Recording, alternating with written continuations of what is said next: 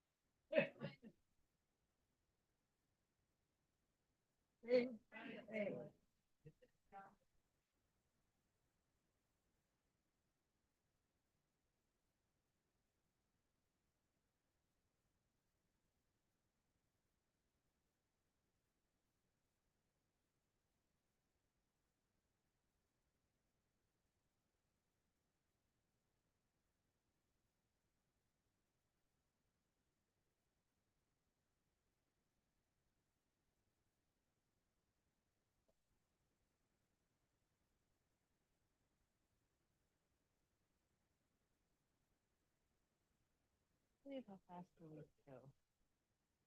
What the heck? I don't know. What the hell? I mean, like the weeks just go by and it's like Wednesday, Thursday, Friday, and then you're again Wednesday, Thursday, Friday, and then weekends just like easy. I know, I agree. Yeah. 16. I know.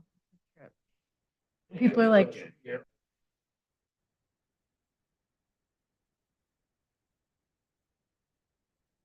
I was in high school 20 years ago. It's like,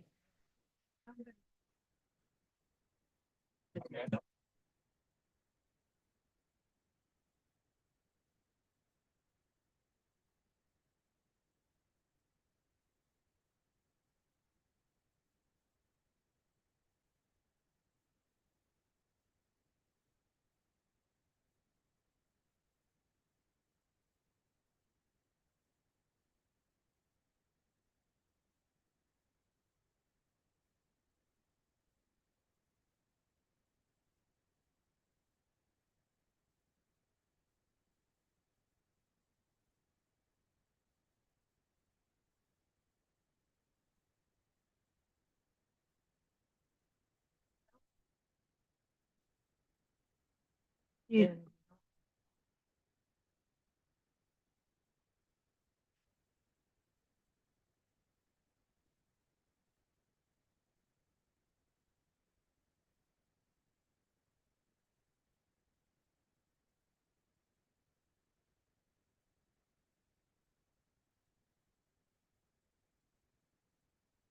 are you ready? Hi.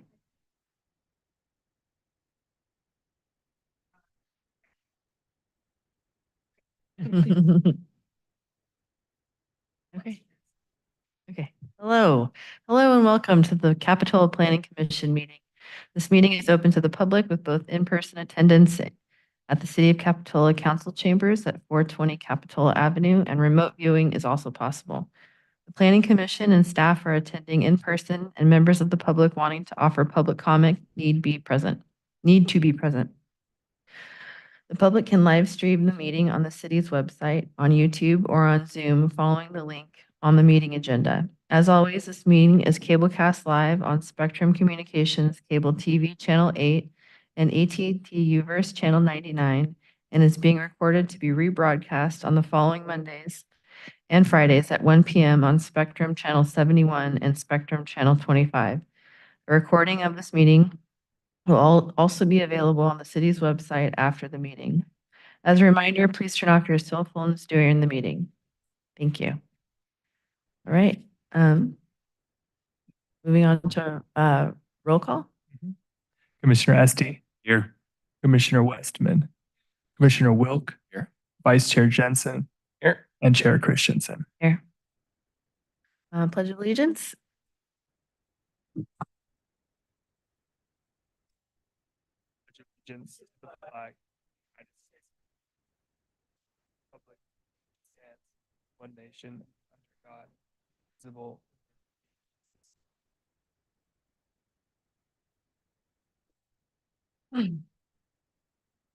All right. Moving on to item 2, Planning Commission training. We have items A, B, and C. And we're going to pause here to go through?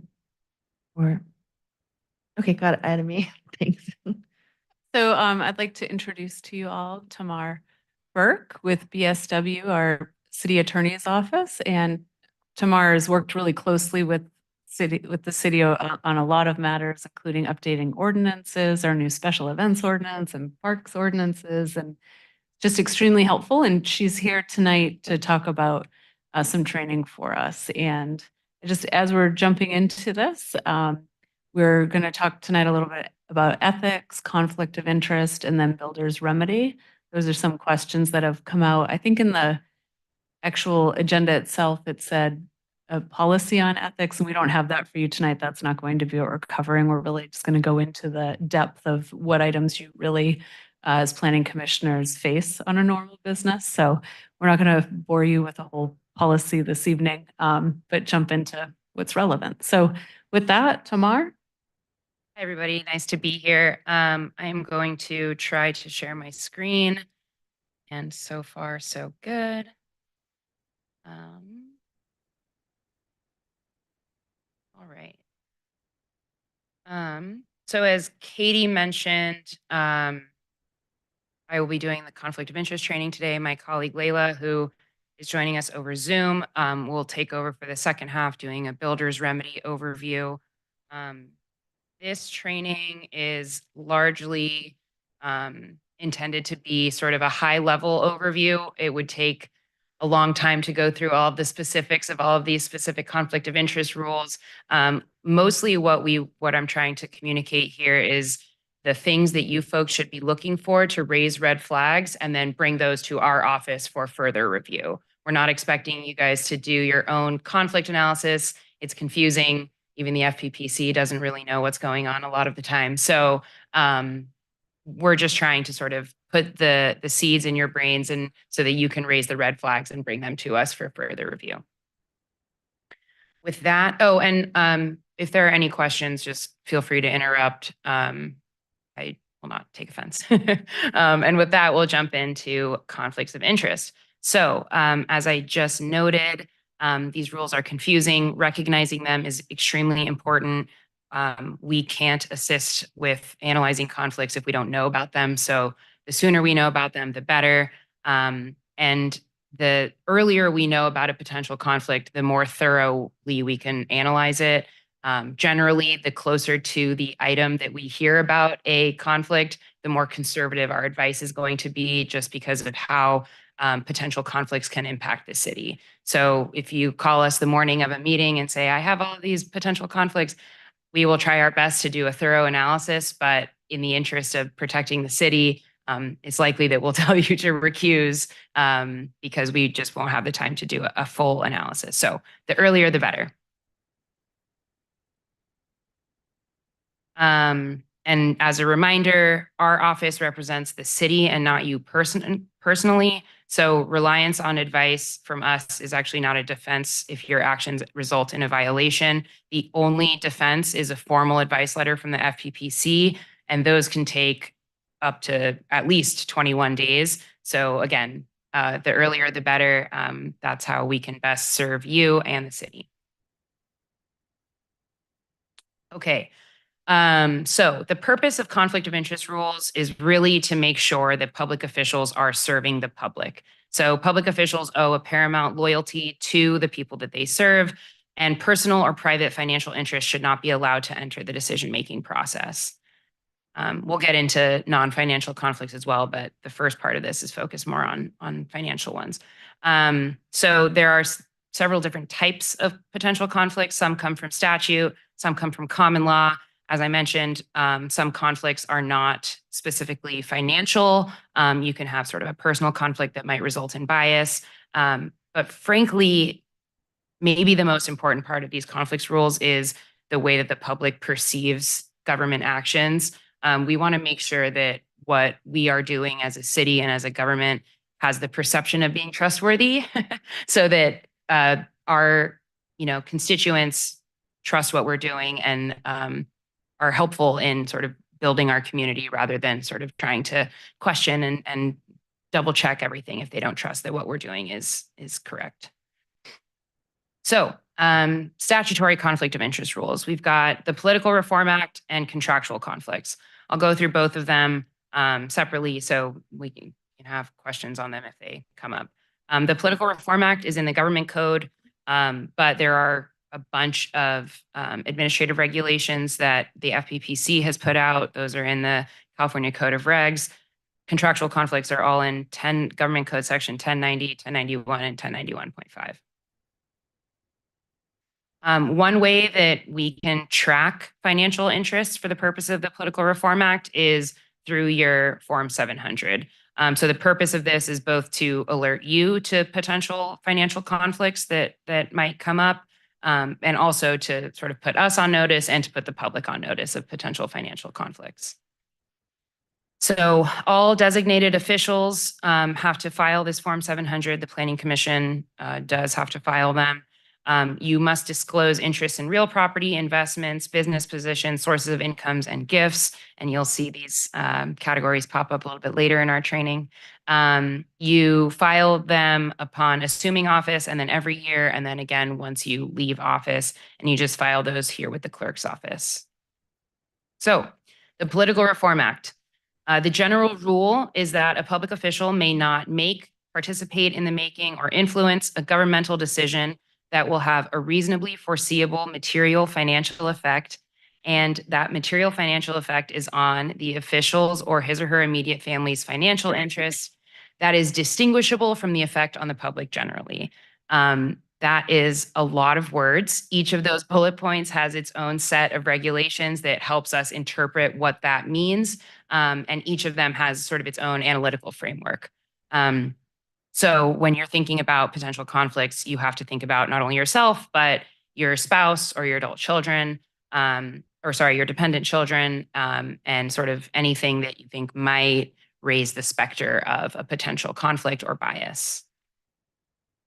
So there are 4 steps to identify a financial conflict. The first is to ask if it's reasonably foreseeable that the decision will have a financial effect on your economic interest. Will that effect be material? Is the effect indistinguishable from the effect on the public generally? And are you participating in making, or attempting to influence the decision? Again, each of those has its own sort of analytical framework and is extremely fact dependent. So there are several different types of financial interests that are implicated by the Political Reform Act, and we'll run through those. These are sort of the things you need to be thinking about when you're trying to determine if you might have a conflict. So the first is an interest in a business entity, and that is defined as any business entity in which the public official has a direct or indirect investment worth at least $2,000, or in which the public official is a director, officer, partner, trustee, employee, or holds any position of management. So it's pretty broad. If you have a decision that's affecting a coffee shop that you work at, that might be a potential conflict that we would want to analyze and sort of provide our advice. Another type of potential economic interest is an interest in real property, which is any property in which the public official has a direct or indirect interest of at least $2,000. It's probably going to be most real property in California. So indirect investment is a little bit vague in both of those 2 economic interests. And that basically just means an investment or interest of the spouse or dependent child, or an agent that works for you. So it's not just the public official's interest, it's the interest of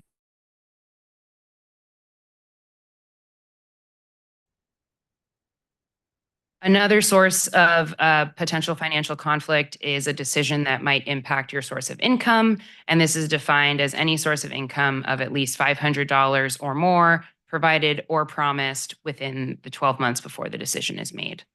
So again, something that might affect, if the coffee shop example, if you work at a coffee shop and there's a decision that could affect that coffee shop, that could be a potential conflict in both your business entity interest and your source of income.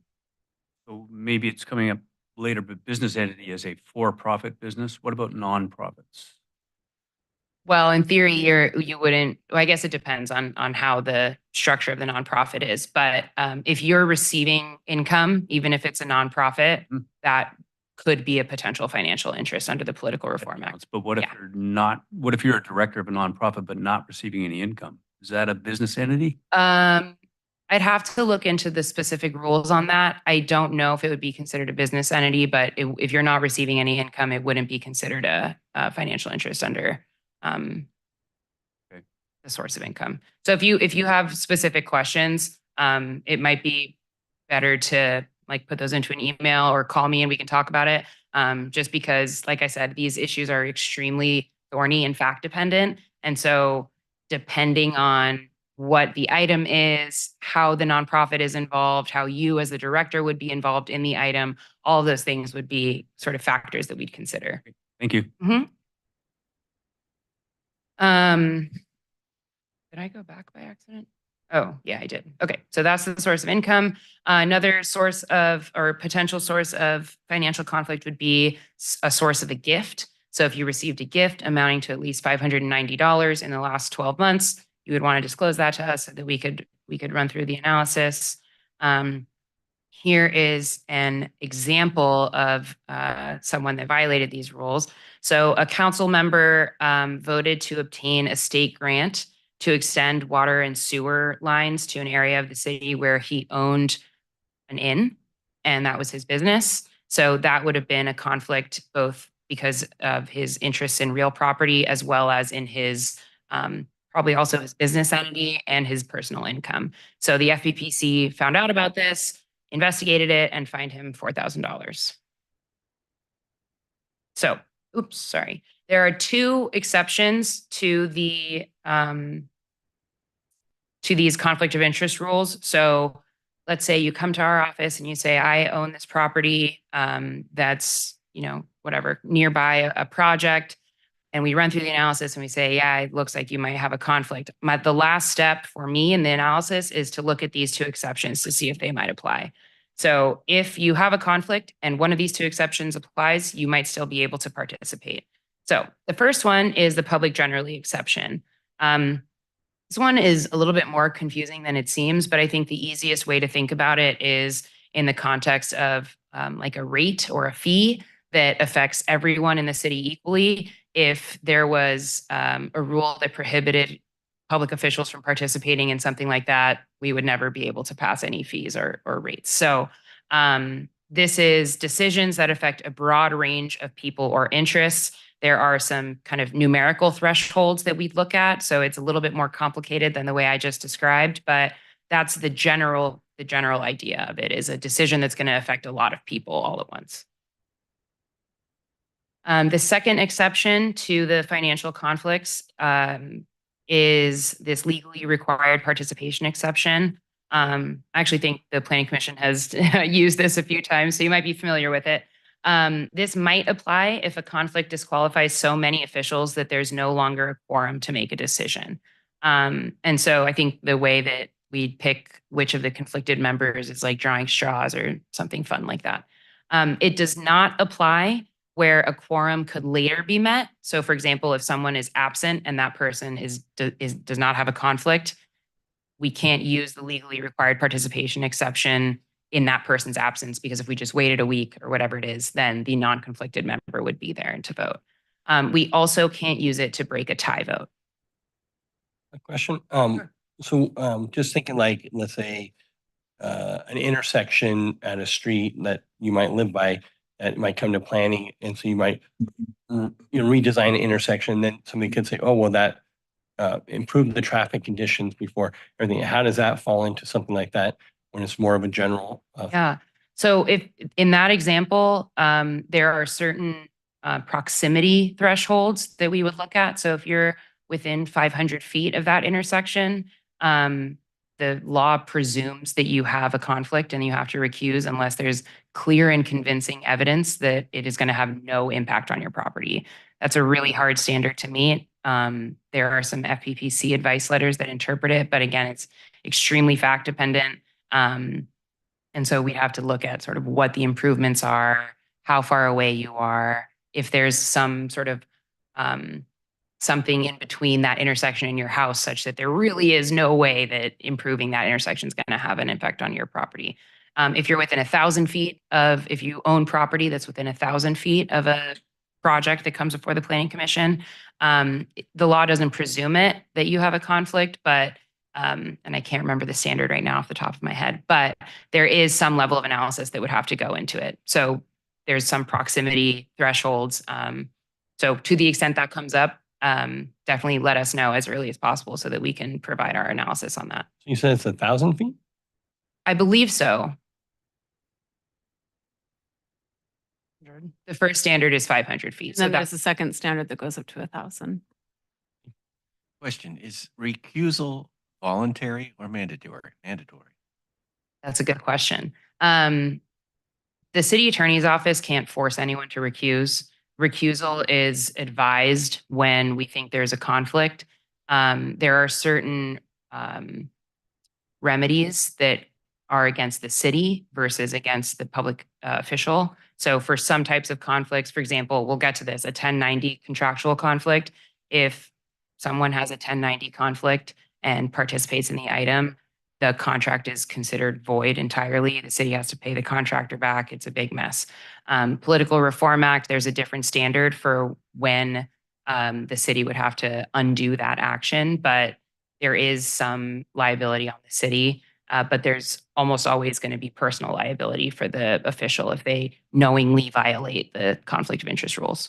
Where that question comes from, as you mentioned earlier, that you tend to be conservative and make sure the city is not put at risk, and so you're going to tend to advise people to recuse themselves if it's a borderline condition. But if the person involved, or the council person, or the planning commissioners disagrees, and they don't need to recuse themselves. There's nothing, yeah, there's nothing we can't force anyone to do anything. We give our advice and based off of our understanding of the law. So does the FPPC only get involved if someone files a complaint with them? Generally, I know that the FPPC does sometimes initiate their own investigations, but most of the time I do think it comes from complaints.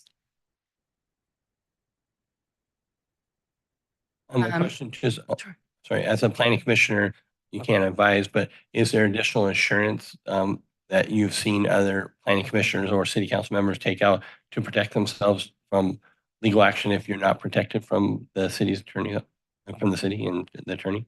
I don't have an answer to that. I don't know. I've not seen that. I don't know what that would look like. All right. So another example here is this city council member attempted to influence a governmental decision in which he had a financial interest by speaking before the Planning Commission regarding the approval of an application for the subdivision of land owned by a client. So this would be a source of income that might have gone to the city council. And so this is a financial conflict. And so he was fined $3,000. So if you send me an email and you say, these are the facts, I might have a conflict, and I run through the analysis and I say, it looks like you might have a conflict, and we decide that you're planning to recuse, you simply show up to the meeting, you identify the applicable interest, and our office will work with you to come up with language about sort of what that will look like. Then you step down from the dais and leave the room, and then you should refrain from any discussion or participation. There is an exception to that last bullet point. You can participate as a member of the public from the audience on matters affecting your personal economic interests. And there's a lot of hypotheticals about what that might look like. It's a little bit hard to talk about in a vacuum. The one that comes to mind is if there's an item that is about your next door neighbor, you as a planning commissioner can't take part in that decision, but you might be able to come up to the dais or to come up to public comment and say, I'm a neighbor, this is how this is going to impact my property, I don't like this project, or whatever the case may be. So if that is an issue, our office will sort of work through that with you. So that is it for the Political Reform Act. We're going to go into common law conflicts.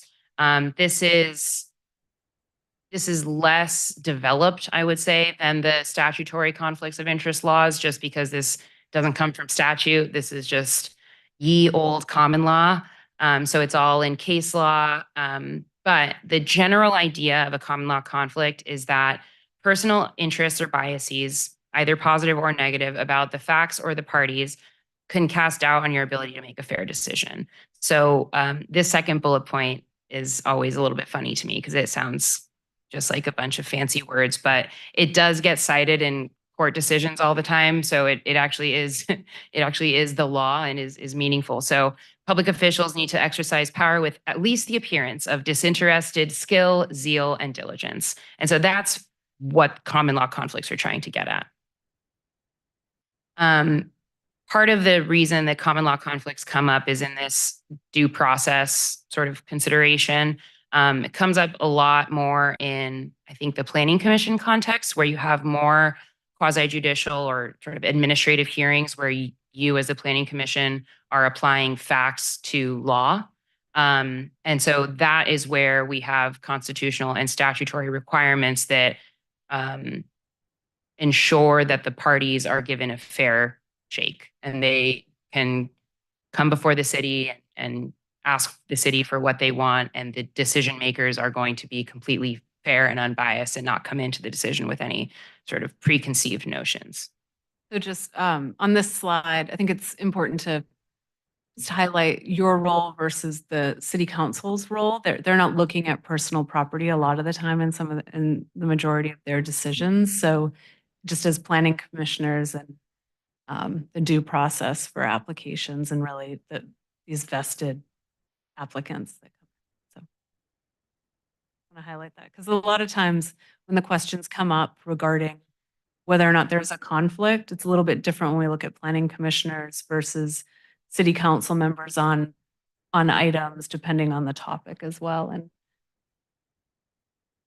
that's right. I think the main distinction is when the legislative body is sitting in a quasi-judicial capacity. So when you're applying facts to law, when you're saying, does this person's application meet the requirements of our zoning code or whatever it is, muni code, zoning code, versus what you folks I think are going to be doing tonight, which is reviewing the zoning code for possible amendments. That's more of a legislative decision. There are different rules about, you know, there are different conflict of interest rules around those two types of decisions. And so, for example, if there's an appeal, we have these 14th Amendment due process rights where the parties get proper notice, you have a right to present your case, and you have a right to fair and unbiased decision makers. These are sort of constitutional ideas that bleed through into these quasi-adjudicative appeal type decisions at the Planning Commission and sometimes the council here. This is the first time that I'm including a slide on social media, but it's been coming up a lot, so I thought I might include it in my conflicts presentations.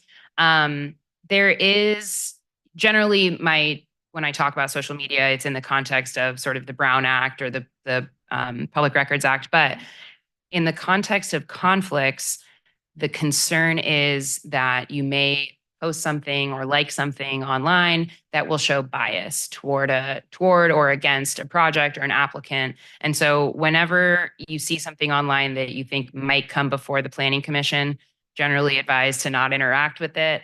You know, it's not the end of the world if you comment on something on social media. There's just always concern that depending on the comment, depending on the post, there might be some perception of bias.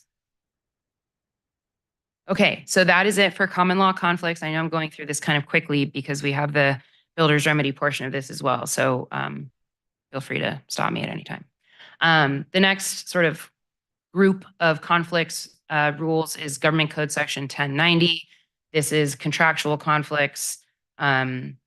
Basically, this is the most stringent of the 3 types of conflicts that we're going to talk about today.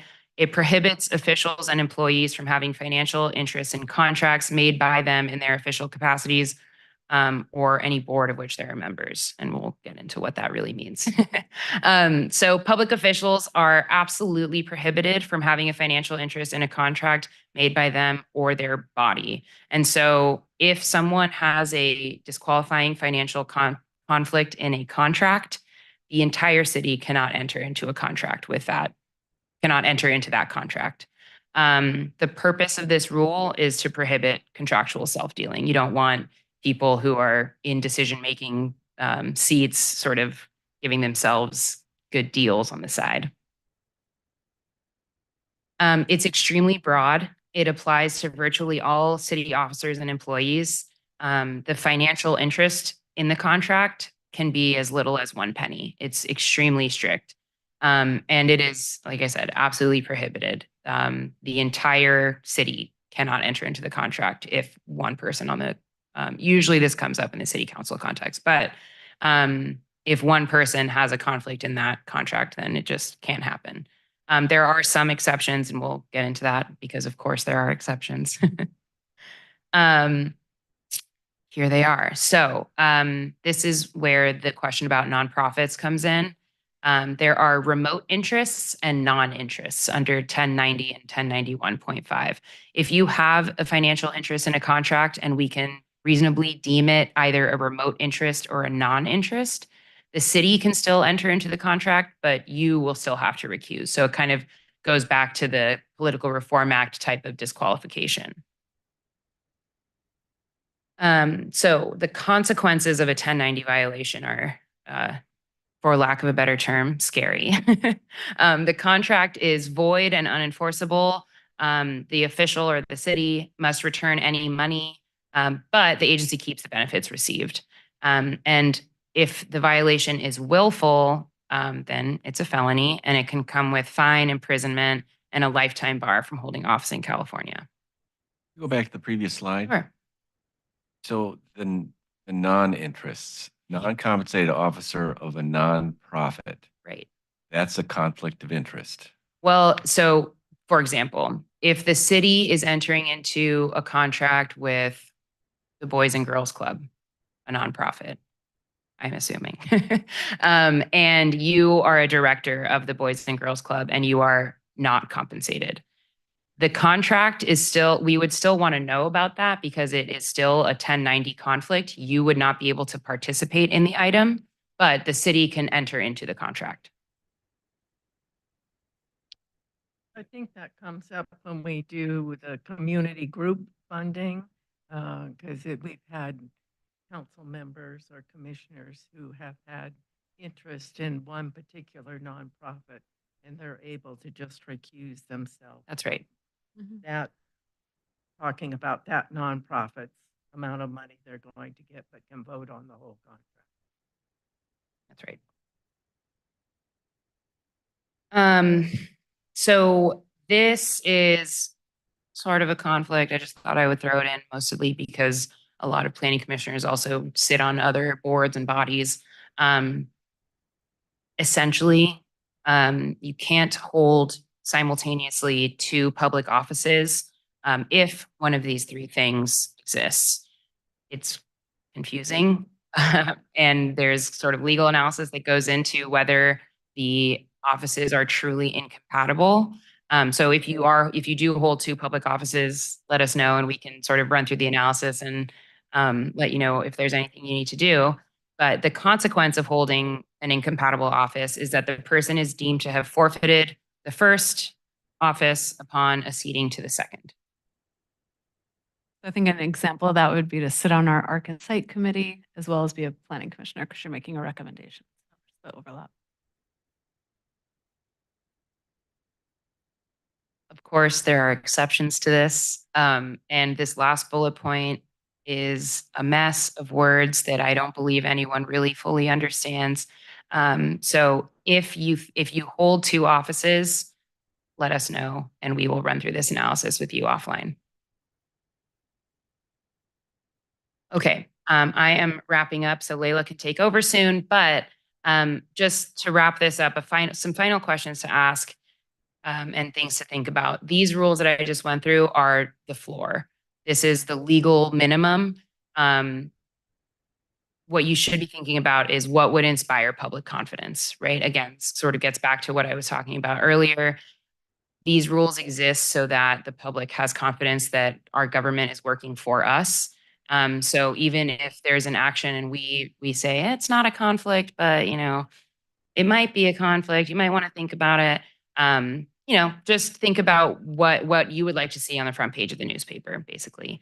And what decisions best serve the interests of the community as a whole. I can understand wanting to participate in certain things, but sometimes if it doesn't look or seem quite right, even if it's not a clearly a conflict, there might be a reason why you might want to recuse.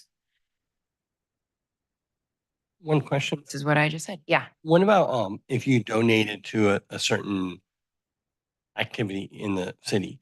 How Yeah. does that work from that standpoint that you might have a vested interest in donating? So that depends on how much was donated and really what the item is that is kind of raising this issue. It's kind of hard to talk about conflicts things in generalities. There's not really one yes or no answer to that question. It really depends on what the item is and sort of the person's level of involvement with the nonprofit, whether it was just a monetary donation, what the donation was for, whether that item is before the decision-making body. There's a lot of things to consider. So can you raise money for a project in the city, try and get other people to donate to it and then vote on it yourself? Not always. I think that would depend, which is, I'm sorry to say, an annoying answer, but we would want to sort of look at exactly what the action that's being taken before the body and how the person's involvement with the nonprofit sort of impacts that item, if that makes sense. Right. I was really more referring to if it's a city project Mm. and you're out trying to raise money for that city project in your capacity as a planning commissioner or a council member, and you then, vote on that project? Because it seems like you've clearly decided it's a good project if you're trying to raise money. Right. Yeah, I maybe is the answer. I can't I can't say definitively. Yes, you can go out and raise money for it. Whether you would be able to go and participate in an item that relates to what you're raising money for is kind of a separate question. It seems like that sort of discourages people would like to do things for their community. And if you can't go out and, raise money for the project or donate to the project without having to recuse yourself, that doesn't seem to me like it's good for the city. Well, you could donate to the project. It really just depends on sort of your level of involvement with it. And what we're really talking about here is a common law conflict. So there's going to be risk if the planning commissioner decides to participate. But whether that risk is high sort of depends on if anyone files an FPPC complaint, right, or a writ against the city to compel a different action. So I hear the concern, and there's no problem with donating money to a city project. If you go out and sort of advocate for it, and then you sit as an adjudicatory body or a quasi-adjudicatory body, I would have some reservations. We would look at all the facts and we would run through the analysis. We would talk about it before anybody had to make any decision. But it's really all about the level of involvement and then sitting in a quasi-adjudicatory capacity, because that's really what we're talking about. Thank you. All right. I think I'm going to pass it over to Layla. I will stop my share. Take it away, Layla. Thanks, Tamar. Good evening, commissioners. I am here to present a short overview of the builder's remedy, which is quite a hot topic these days, as you may have heard. And I will also be talking a little bit about the Layla, can you hear yes. us? Yes, can you hear me?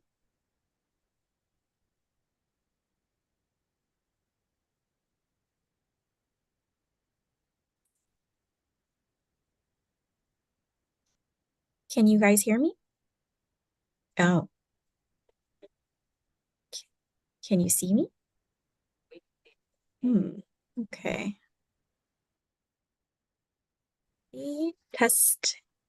Testing. Okay.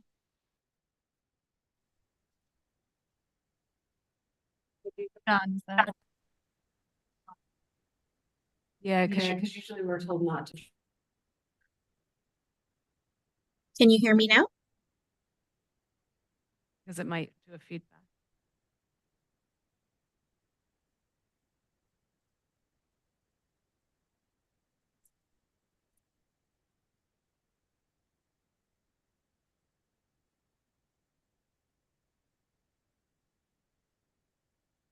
Try now, Layla. Whoa. Testing, testing. Yes, but hold on. I want to unjoin audio.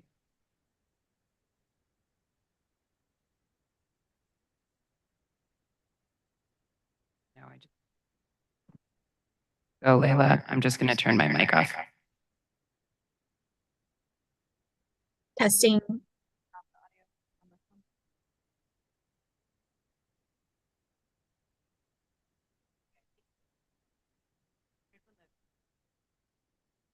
Hello?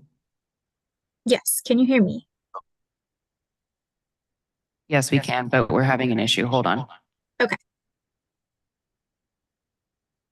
I'm going to go ahead and try to share my screen just to see if the audio still works when I do that.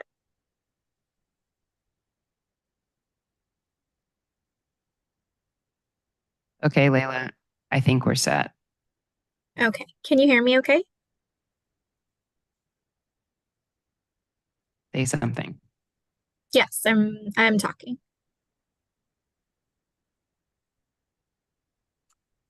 Wait, say something.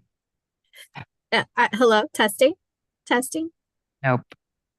No. I know. Okay, hold on.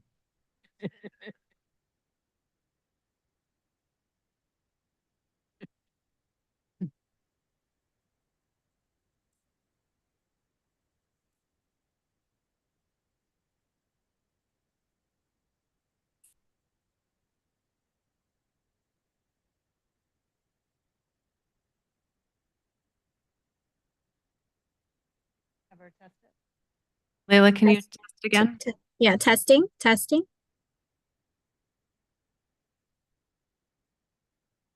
Testing. Can you hear me?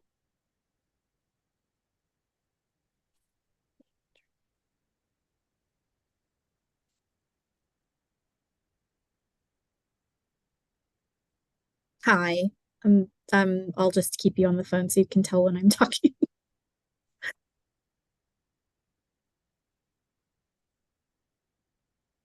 Okay. Can you see my screen? Okay, that's good.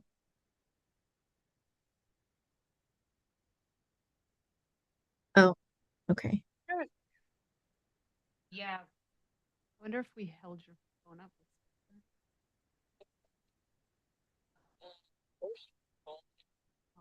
I don't know if it would. Maybe we just hold questions to the end. You wanna do that? Yeah. I just don't know if it'll go out to the people viewing, because it isn't tying into the microphone. Okay.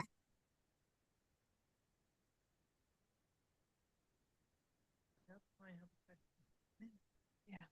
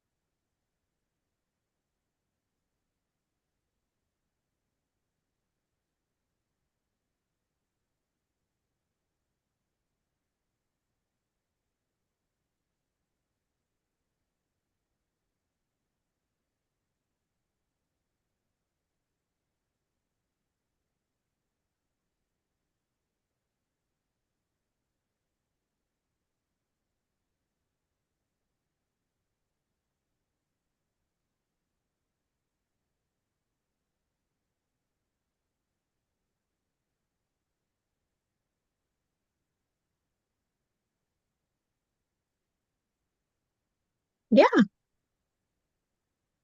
Yeah. More on point than I would say like some of the city attorney stuff, but mostly just because it's all land use. So For me, it's more focused.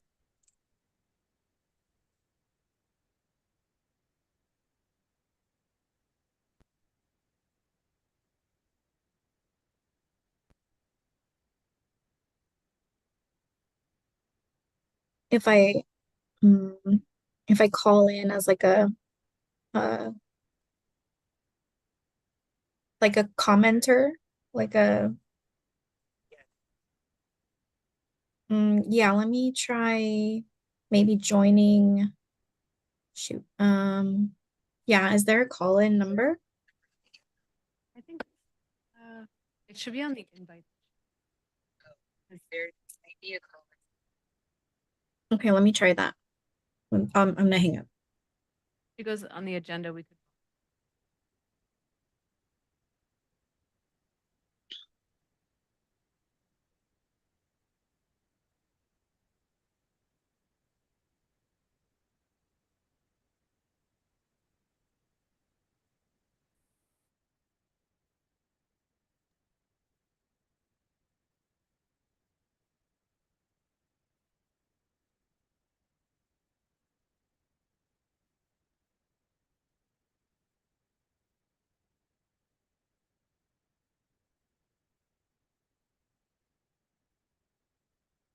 Agenda. I'm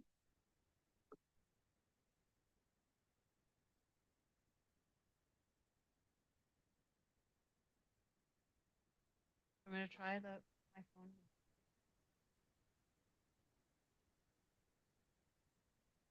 Yeah. You know, if we.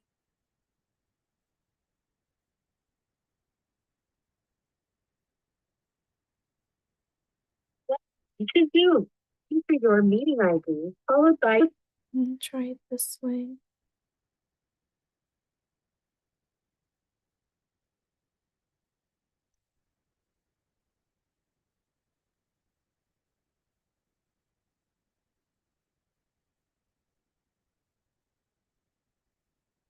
Recording in progress.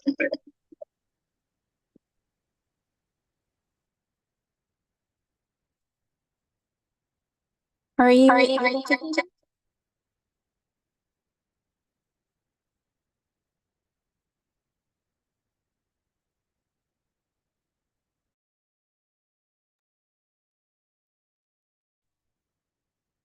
Testing, testing.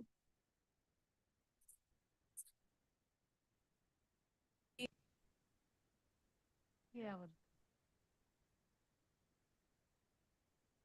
Yeah. I'm gonna jump on there. Public hearing. But the director's report isn't private.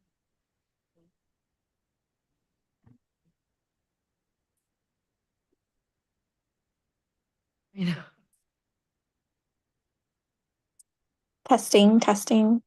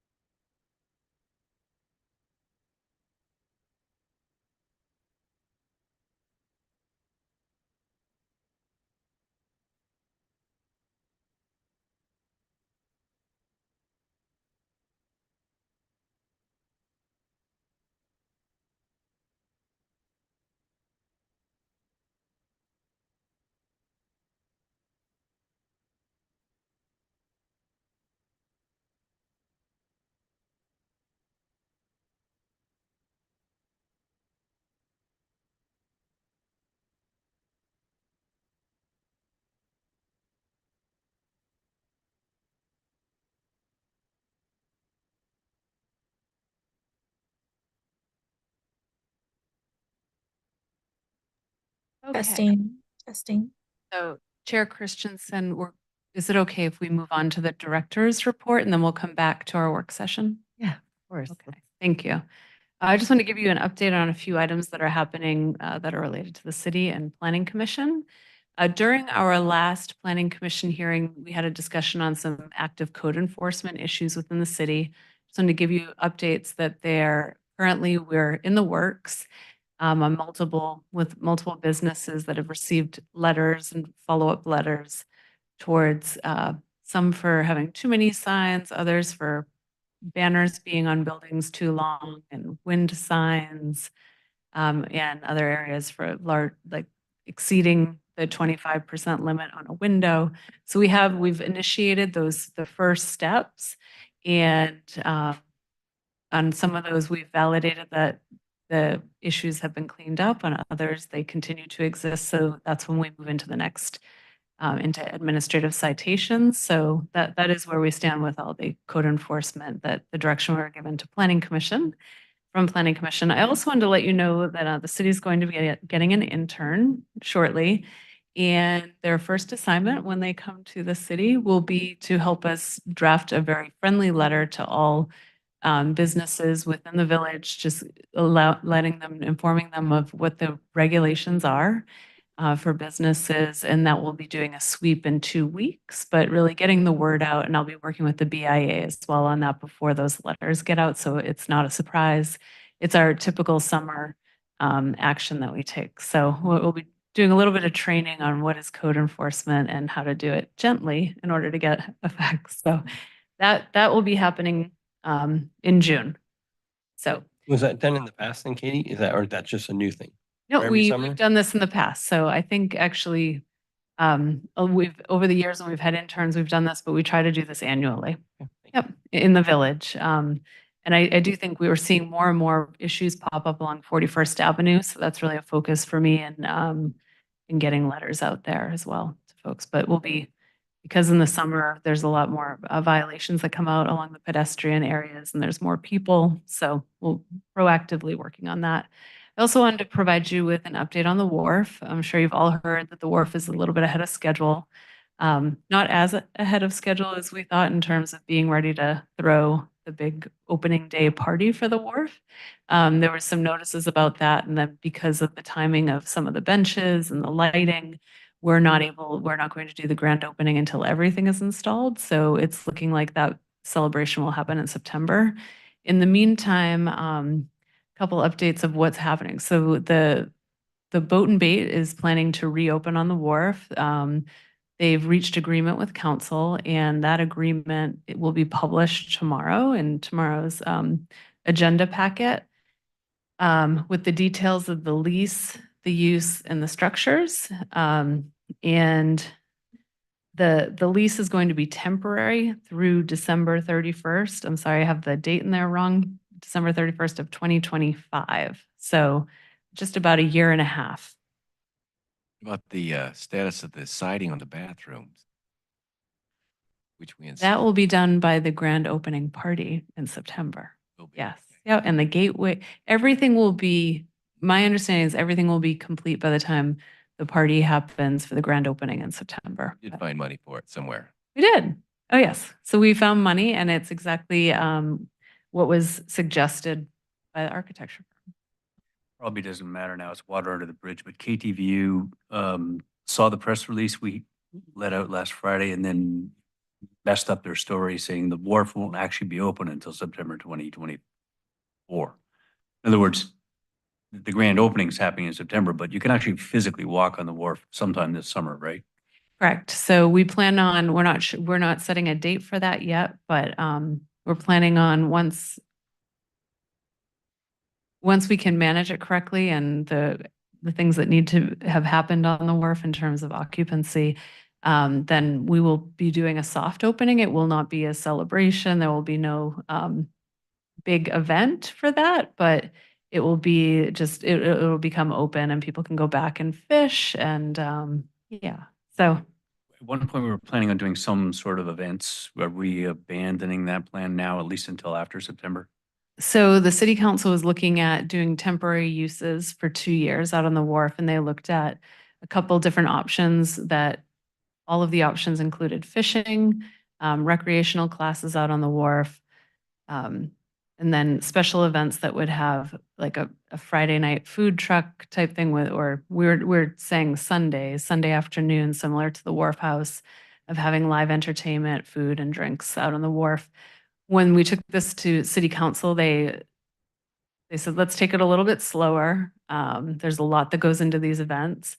And they approved at the time the grand reopening, which we were originally scheduling for August.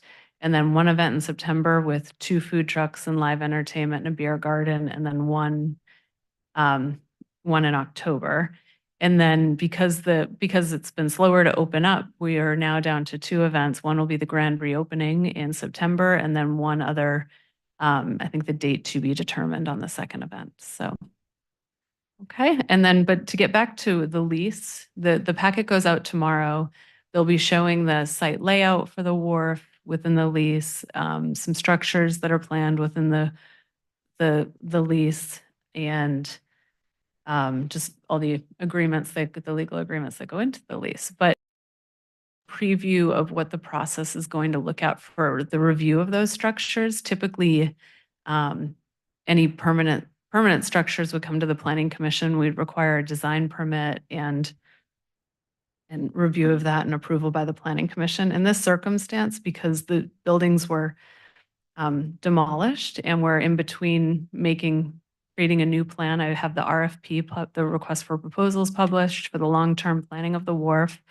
So we're kind of in this in-between stage of giving Boat and Bait a home during this interim and working with the community on a long-term plan for the wharf. So under that, so we'll be issuing a temporary permit for a temporary structure, which is an administrative permit that I will review and approve if it's in compliance with the lease. The city is going to be the owner of these structures, and we're leasing them to Boat and Bait, and they're temporary structures. So under this section of code, I have the ability to approve for 12 months commercial modular units used as a work site for employees of a business displaced during construction for a maximum of 12 months. And then I can grant up to 2 12-month extensions. The approval on this will be set to that the temporary use expire on the same date as the lease, which is December 31st, 2025. There's the old planning saying there's nothing more permanent than a temporary structure. And I'll be building in as many protections as possible. I think the lease is that way too, because I think Capitola residents want to be able to weigh in on the long-term planning. And I want to ensure that this is a temporary use. So, and I do have, so there's going to be 2 200 square foot steel structures, and then the existing 96 square foot structure will remain. That's the turquoise shed that's out there, and then a new cabinet for gasoline storage. The 2 200 square foot steel structures, the city council has asked that staff work closely with Boat and Bait to understand their needs. And during the review of looking at other structures, they have voiced an opinion that they would like the new structures to match the same turquoise blue color as the shed.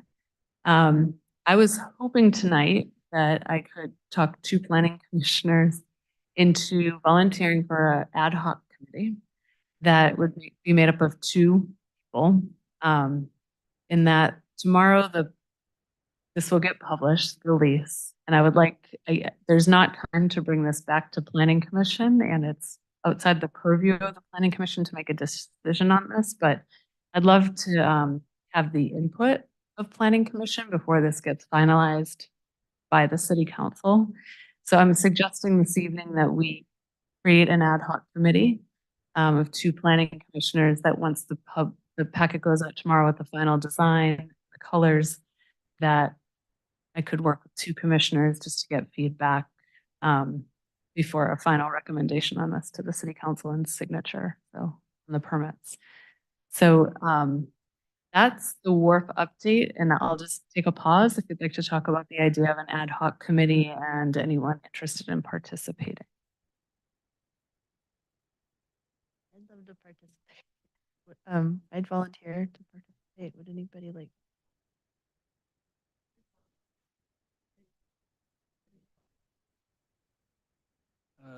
No, but you two want to do it? So I have to ask a question about conflict of interest because Courtney has works for Fuse, who's worked on the design throughout the wharf. So I'm to this. So we could do analysis on that, but it might be easier to not participate, Chair. No, it's Simpson, okay. only because of, I'm happy to do the analysis. I just don't want to make any commitments on it course. right Yeah, now. no, just Um, willing to participate if it becomes an issue, please have an alternate. I'll be happy to. be the alternate. Okay. I'm just worried because we'll need to have a meeting before next Thursday. So, Yeah, I'm available if. Okay. um, okay, thank you. Just a question, who designed the building then? The temporary structures? I mean, did Fuse? No, I just wondering No. what the conflict wasn't. no, yeah, that was, those are. I just, after having the training, I'm like, I Of course. could ask this question. But well, they're prefab steel buildings. So we'll look into it and then we have an alternate. So thank you.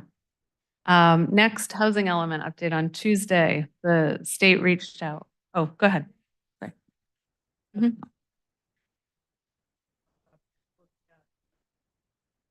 I did have the opportunity to go, thank you, Peter, go up and look at the work that's being done on the columns and the entry gate in the Capitola Mall. And I know there's been some advertising on that, but it's pretty impressive to see it in person and see what they're doing at Capitola Mall. And it's open to the public. So I encourage anybody who hasn't gone up and participated in that or at least gone and seen it, that you really should because it's very impressive and you can see it before it gate goes up and the donor panels. So that was all.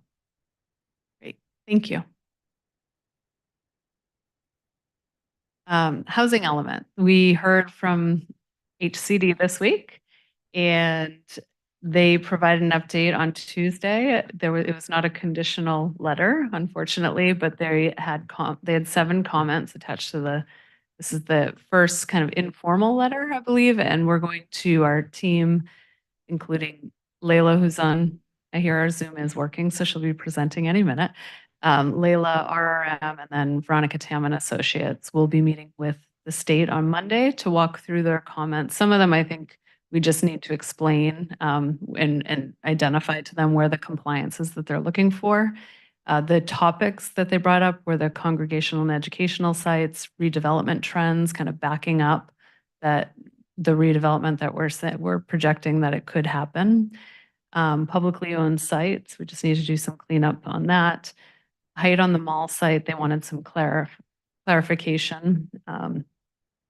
And lot consolidation, explaining the incentives that are tied to that.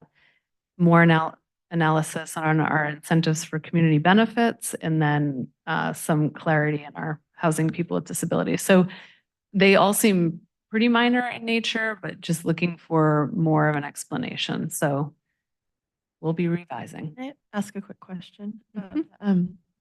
There was some talk about the DMV's parking lot or government-owned property. Did that come to any resolution?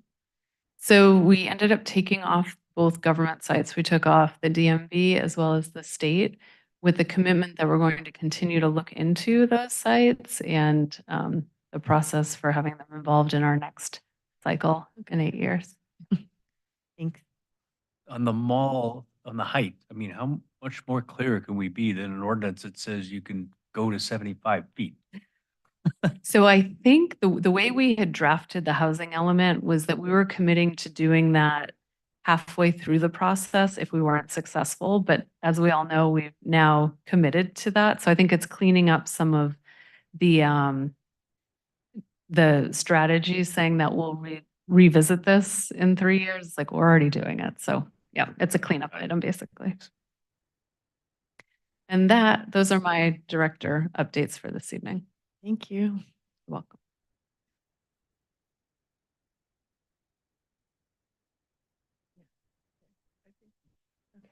Okay. Before we continue with builder's remedy. I think we have a couple people, with a person that wants to speak for oral communications.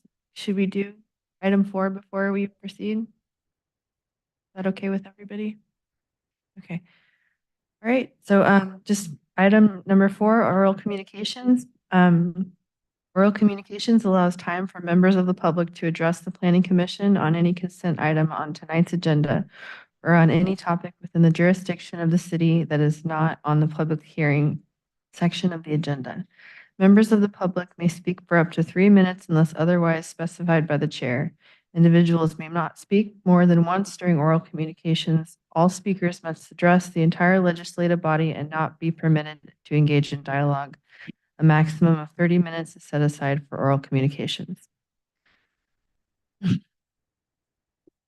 Good evening. My name is Goran Klepic. I play basketball almost every day at J Street Park here in Capitola. There's an issue in Capitola, J Street Park at the moment, and sometimes I catch people who smoke marijuana or deal with other illicit drugs at the park. I brought this issue up several times to a captain of the Capitola PD department here, but it has not changed. I'm an Army veteran, so I'm not sure what to do else. Maybe I need to go to the VA office. There is a VA office. The VA stands for Veterans Affairs Office in Capitola. Maybe they can help me out. Thank you very much for listening. God bless you all. Thank you. Okay, any other public comment? Hearing none. Moving on to item C. Or number 2, item C. Okay, Leila, shall we test? Yeah, good evening, commissioners. Can you hear me? No. No, nothing.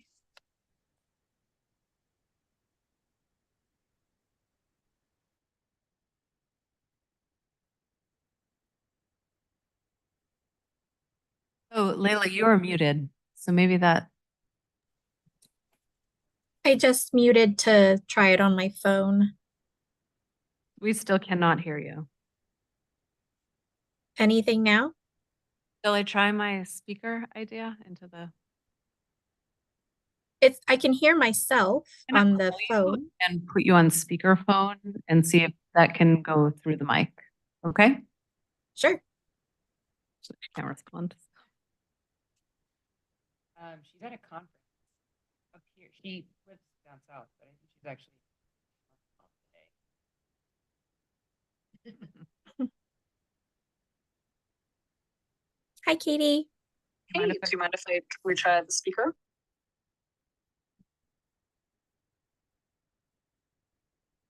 Okay, Leila, let's try. Okay, let me. I had to just mute. Can everyone hear me? Okay, wonderful. It's a little hard to hear, but we'll get through it. All right. Good evening, commissioners. I'm going to be presenting to you tonight on the builder's remedy. I'm going to go ahead and share my screen real quick.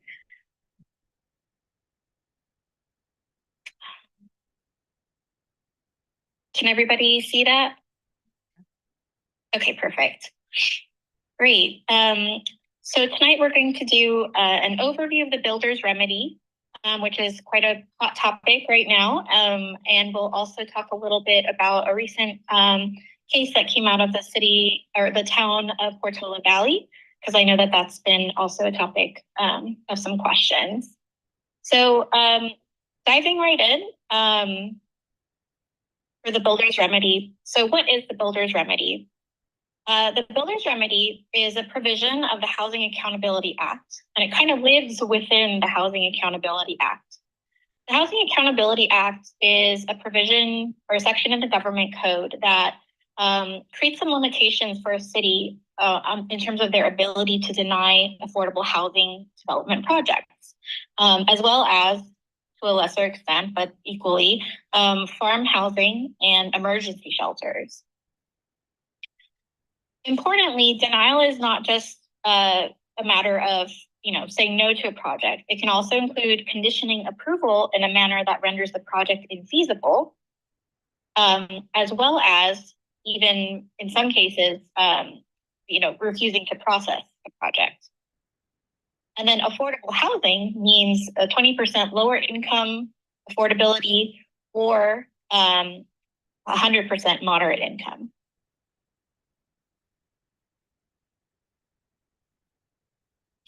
Zooming out a little bit in terms of the Housing Accountability Act to see where the builder's remedy fits in. The Housing Accountability Act provides 5 ways to deny an affordable housing project.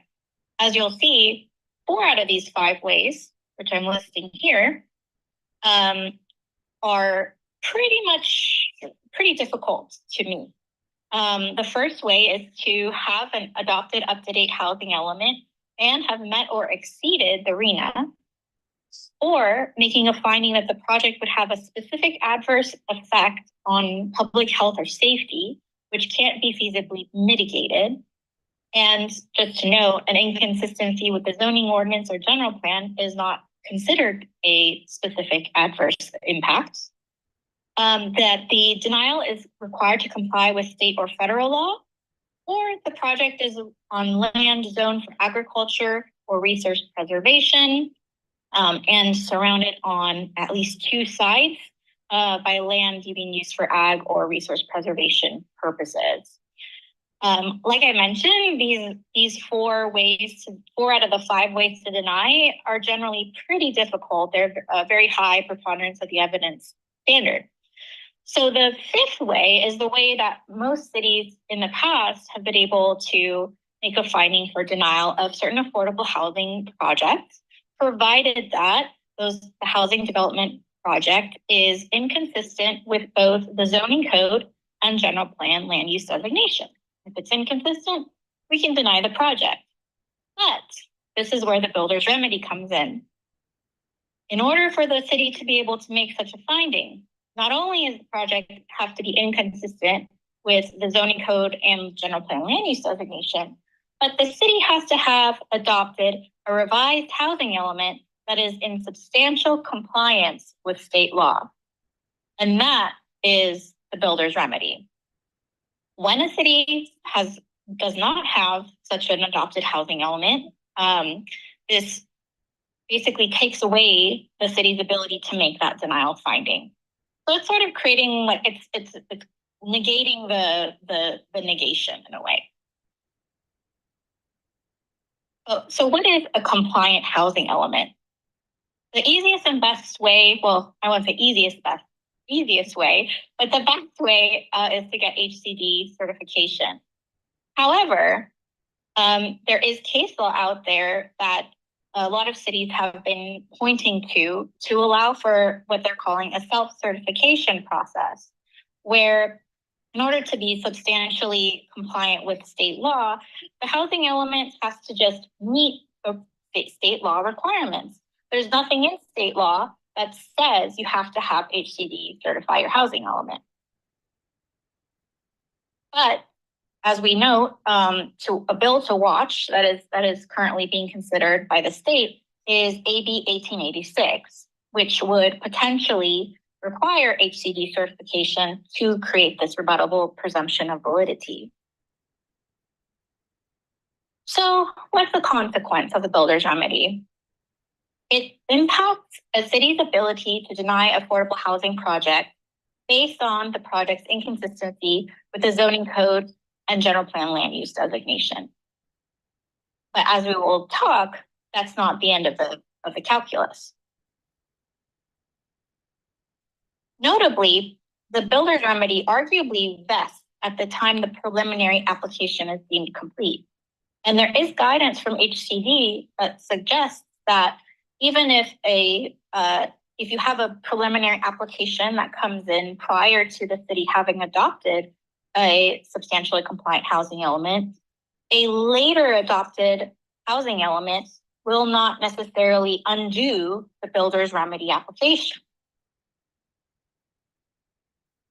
And secondly, the builder's remedy applies until all of the required rezonings that are typically required as part of a housing element update are complete. In Capitola, Luckily, we're not doing any rezonings or needing to do any rezonings as part of the housing element. And so we don't have to necessarily worry about this provision. As I mentioned before, even though the builder's remedy takes away the city's ability to deny a project based on inconsistency with the zoning code and general plan land use designation, there are still other standards that such a project would have to be consistent with. We take a look at specifically what's been known as the savings clause of the Housing Accountability Act, which allows cities to still require that the project comply with objective, quantifiable written development standards, conditions, and policies consistent with meeting the RHNA.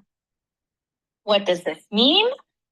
Well, some standards we can consider are development standards, the building code, and the Subdivision Map Act, so long as the standards are applied to facilitate and accommodate development at the density permitted and proposed. Now, this standard has not been legally defined, and the courts have not really weighed in. But there is still this kind of, ability to apply these additional standards, with the caveat being that such standards, aside from some CEQA standards, must have been adopted and in effect at the time the preliminary application was submitted. That leads us also into the California Environmental Quality Act. CEQA still applies to builder's remedy projects. Specifically, the local agency is still required to make the appropriate CEQA findings and comply with CEQA, so long as there's a discretionary action that is tied to the project. But, we also have to be careful. Cities have been dinged for trying to use CEQA as a delay tactic.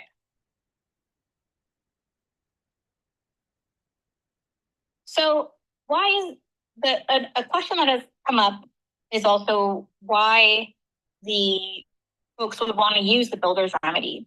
And it's a good question, because there are arguably other state laws that are much easier to implement and a lot cheaper to implement, and can probably get most projects through the door anyway. So, for example, density bonus law. You can oftentimes double or even more increase your density with less affordability than you would need under density or under builder's remedy.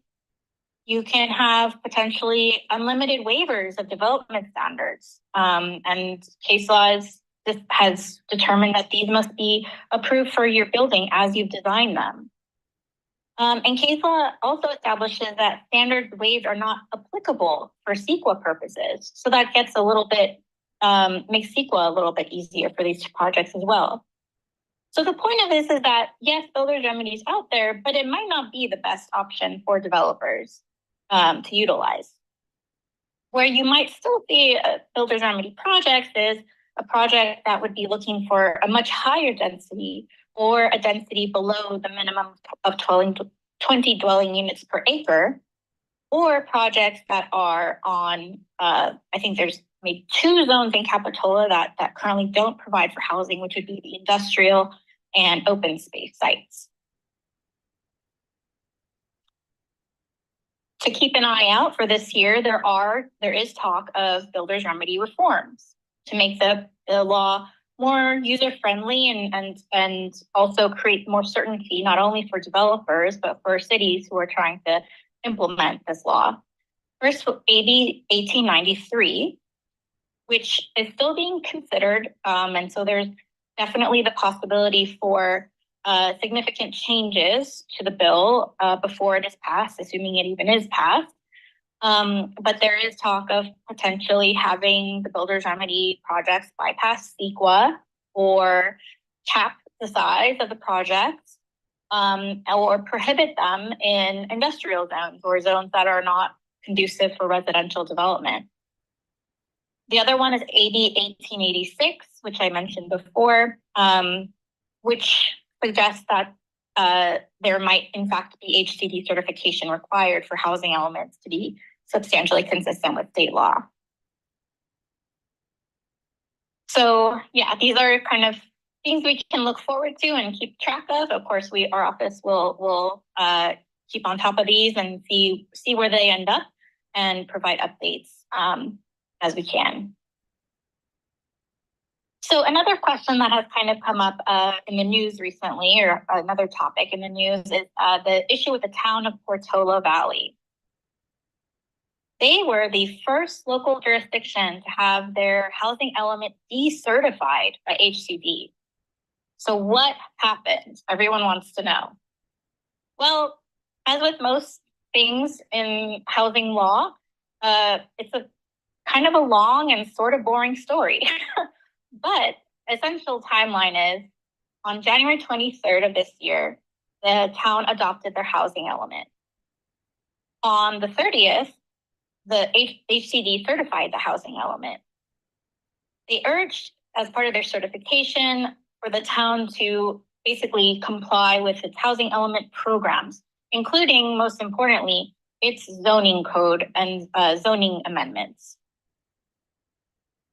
Less than 2 months later, on March 26th, HCD notifies the town that it has decertified the town's housing element, pending the required rezones. So what's the real story here? What happened? You know, why would HCD decertify less than 2 months after giving them certification? Well, the ABAG housing elements were actually due January 31st, 2023.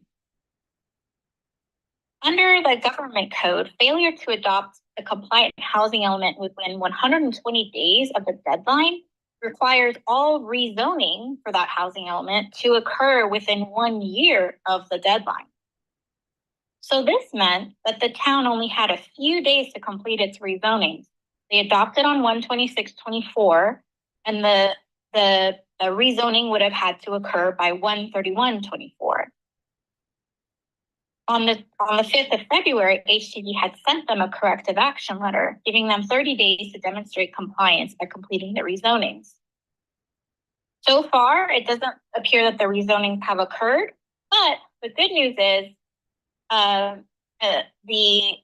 another town, St. Helena, who also had their housing element decertified for the same reason, was able to get their housing element reinstated about 2 weeks after their rezoning was completed. So they worked with HCD, they got their rezonings done, and as pretty much 2 weeks later, they were able to get their housing element reinstated. So what does this mean for Capitola? We look at these two cases. Importantly, like I mentioned, we're not doing any rezonings for Capitola's housing element, but we will still need to implement the programs that we will have committed to within the stated timelines. HCD has the ability to monitor and ensure that cities are, doing what they said they would when they said they would. And so it will be important as we move through the cycle to ensure that we're meeting those timelines. And that's all I had in my presentation, but we probably have a couple minutes for questions if any of the commissioners have any. Any questions? I had a question. It's come up a couple times about the CEQA exemption on projects that the builders asked for. And I've posed a question before in the past about, if that's an item that's always that they ask that have exclusion, that the CEQA doesn't have to come forward. They don't have to do that. It's going to come a certain time that, if those aren't ever addressed, infrastructure for law enforcement to, sewer, water, and all that from the CEQA that would be picked up from and safety and stuff like that. When does that come into play, or are there so many exemptions the city keep allowing? I'm just saying on every project, if they always ask for exemption, when do we ever address that?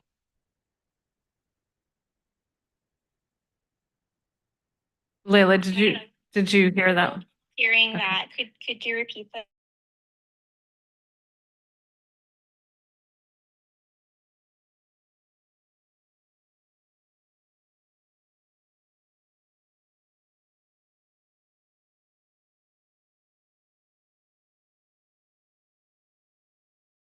the evaluations are done, or like the road can no longer handle the cars, or the water, we no longer have the adequate water supply, and how does CEQA play into those incremental approvals over time? Yeah. So one of the considerations under CEQA includes the combination of all of the cumulative impacts associated with different projects. Now, whether or not a cumulative impact analysis is triggered depends on whether the project is exempt from CEQA. If it's exempt, you're typically not going to trigger a cumulative impacts analysis. And so that's why you end up with these incremental changes over time. But the idea behind the exemptions is you are constructing in areas that are already, already subject to environmental impacts, like, for example, your infill exemption. The idea being that you're constructing in an area where there is already development, and so your additional development will not be having as much of an impact because the baseline around you is already somewhat developed. So is there a way to stop these exemptions from incrementally moving the baseline over time? At this point, no.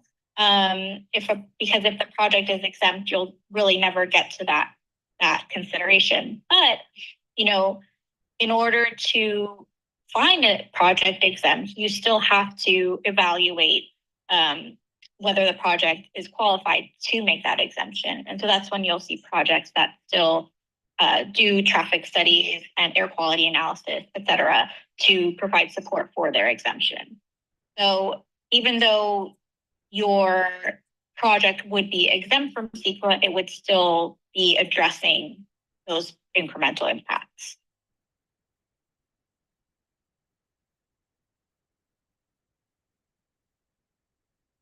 Any other questions? And Mr. Jensen, did I reword your question correctly? Yeah, it sounds like it's more like a planning issue for planning to be looking ahead on figuring out how, I guess, they'll be paying for the infrastructure upgrades or addressing those things with the vision. So I guess something we should probably look at is as our housing is approved, and then if we should probably fast forward our thinking and say, like, if that was all infilled, and everybody has a CEQA exemption, let's just say, we haven't really, we should be doing a better job, I guess, planning ahead on what that looks like for that aspect and looking forward, I guess. I think that's a great point. Okay, well, Layla, thank you for your time and great presentation. Great, thank you, everyone. And I'm glad we were able to get the tech to work, sort of. Okay, thank you. That was a really effective workaround, I have to say. Note to What was that? That was a really effective workaround. That was great. Thank you.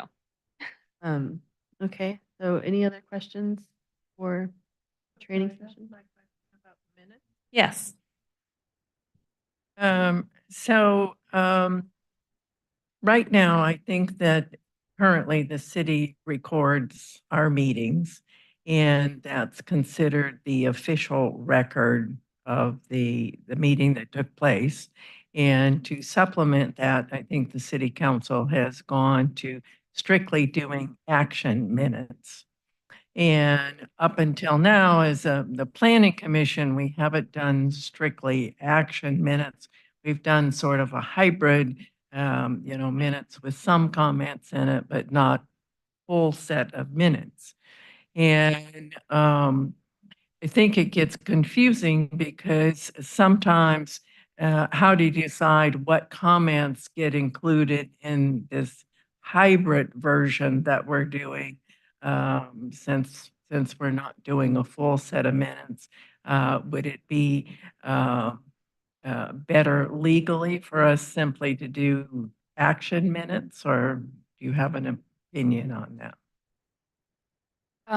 So maybe I misunderstood, but I believe that the official record of the meeting is actually the minutes, and the video is meant to supplement minutes.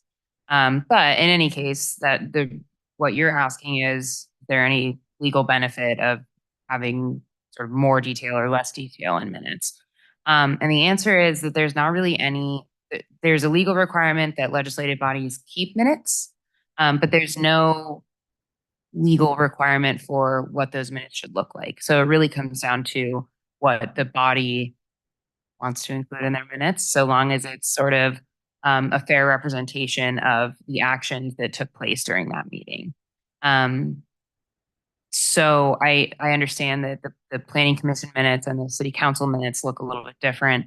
I don't really know why that is. I think it's just the way it's been done. That might be a question for Katie.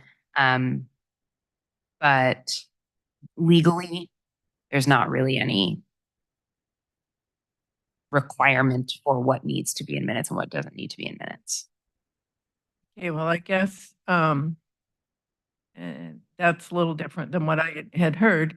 And because one of the problems is with the recordings, it's often hard to go back and hear what was said at the meeting. We've always had very poor audio systems, and you can hear some people and not other people. So if we want to have a complete record that, is available to the public, then we would need to do more than just list what the actions were. We would probably also want to include comments that were made at the meeting. Yes. And the planning commission can do that differently than the council's doing it. Sorry, go ahead, Katie. In speaking with the city clerk about this earlier, typically it's the city clerk's office that really outlines how minutes are done for the city. And one reason why we have the hybrid currently is the city of Capitola has always put in our minutes the findings of fact and the conditions of approval. And at first, there was, upon getting a new city clerk, there was discussion of no longer including those in the minutes. And I think you'll remember that we brought back minutes and readopted minutes to keep the findings. And so that's part of the hybrid there that exists, but we really have gone more to action minutes. And that is because that is the direction of the city clerk. And something else to be aware of is in the clerk's office, their role has changed a lot over the years. To do verbatim minutes, that's kind of unheard of these days. Like that's something that isn't usually in this type of forum, but summary minutes is what we used to practice, and we would kind of explain the perspective of the planning commissioners and the perspective of public comment and an overview of what staff stated. But it's often hard to have those minutes and not put bias in them as well, and be objective. So we've moved towards the action minutes, but with the hybrid of keeping the conditions and findings in there so that they're easily accessible and that's built into the record. But I do think we tend to, we correct minutes sometimes, which is we can do, but it should really be down to that those action, like if it's a modification to the recommendation and the action, that makes sense. But if it's to amend minutes to clarify perspectives, if we're using action minutes in the true sense of action minutes, and it just really recording how many people spoke during the public hearing and what the action was that was taken by the planning commission to take out trying to interpret the planning commission perspective on each item. So that's kind of where we are today. It seems like it puts whoever has to prepare the minutes in a pretty awkward place, because how did they decide what's important to include, or, what was just sort of a frivolous comment that someone made that really doesn't need to be included? So, I don't know if anybody else has any opinions about this, but, it seems like we need to get some clarification about what actually should be in the minutes and shouldn't be in the minutes, so we're not confused by that. So currently under our current standard from the city clerk, it is action minutes and it's really just the motions and the vote. And that's what is in but with the small hybrid of, because we're looking at approving or denying projects, we do put the findings of fact and conditions of approval in there. If you're looking for input, I think that the debate should be somehow relayed. Because if I'm reading minutes, I want to know which commissioners thought on one side of the issue, which ones thought on the other side, what their points were in a summary manner. And we get an opportunity to amend the minutes at the next meeting and say, well, no, that's not what I said. Could you please change it to say this? And so they do. So I think I've been impressed over the years with the way the summary has been published with just a few, a nice quick summary of, my long laboring paragraphs are just, all right, here's what he said. He didn't like it. Okay.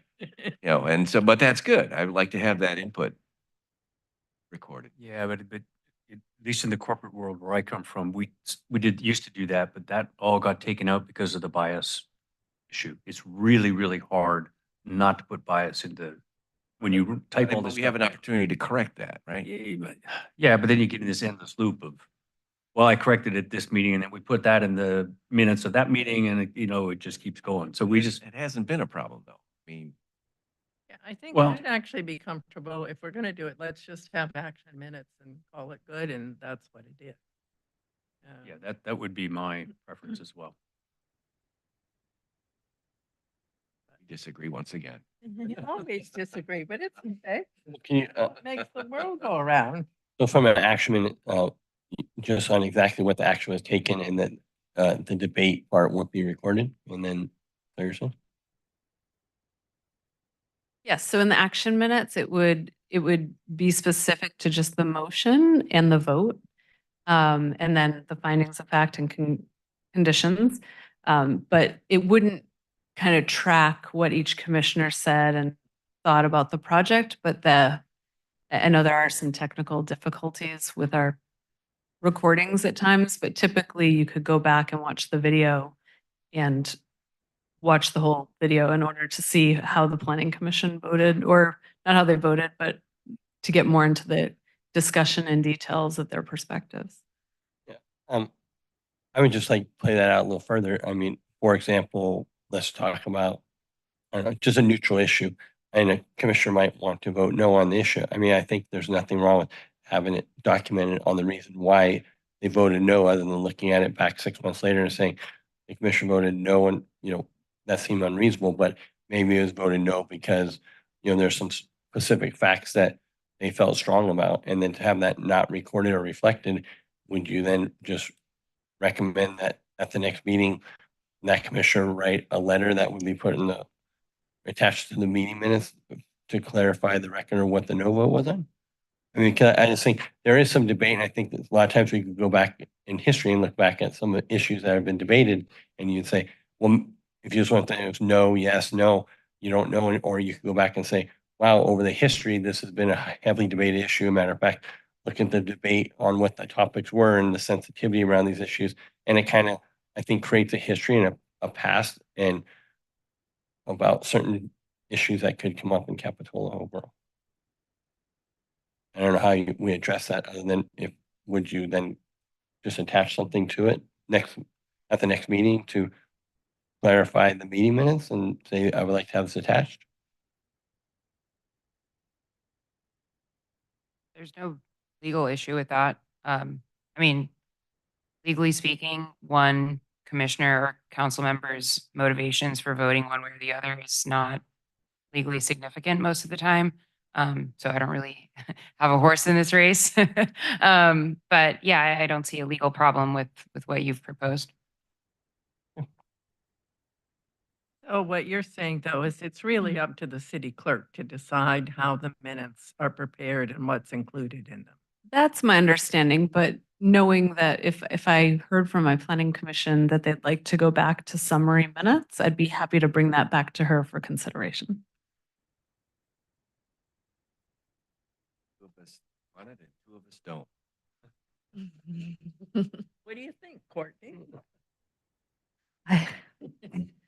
I, I enjoy summary minutes just to see the debate, kind of like Jerry was saying, but I do see the relevance of just stating fact with conditions and the backing up of having the video. But actually, I could go either way. I mean,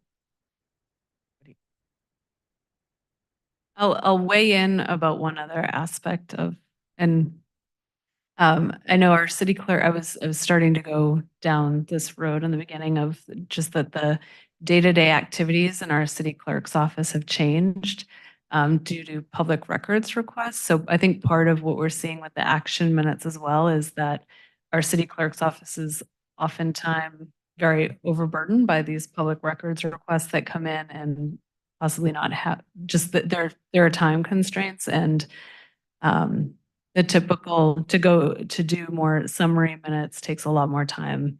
But if that is the desire of planning commission, we can revisit it. I just can't make any promises. So And that's why I thought the happy medium was just, if you felt strong about voting no on an item, you can attach it to the record and it would be recorded. And so Yeah. you can, that's a good suggestion. Good. and then you take the onus off the clerk's office. Mhm. Yeah, Yep. that's a good solution, because if somebody really wants something in there, they can take the time to write it up and ask that it be included. And that'd be at the next meeting, you just get attached to the meetings. Yep. That sounds great. Thank you very much. thank you. Yes, Tamar, thank you. Yeah, I think we've skipped a little bit around on the list of agenda items. I think we skipped over item 3, but just to, since we went into commission and staff Sorry, I comments. just had one question. When you brought up a public information request, so when that comes in, is that for email, right? Is that for email items? Depends on the nature of the request. Sometimes, I mean, I could do a Public Records Act training too. It just really depends on the nature of the request. The trend that we've been seeing across all the cities that I work with is increasingly broad requests for everything a city has, which includes email most of the time. And so you folks have probably, I don't know, actually, if you've got an email from me asking you to search your personal accounts and devices, but if you haven't, it'll probably be coming soon. But yeah, so I mean, very quickly in the PRA, they do often include requests for email. So keep that in mind when you're writing and responding to emails. So you highly recommend using, oh, I'm sorry, go ahead. I was going to say, does the city still offer a separate email used for city business for? Yes. Yep. Yeah. So you can have a separate email for city business, I think, a few of you. And for Public Records Act purposes, I would recommend officials use the city issued email for city business. It'll save you time and energy in searching your personal accounts later when I send you an email asking for that. And just one more question on that. What about text message? Yes, those are subject to the PRA insofar as they relate to city business.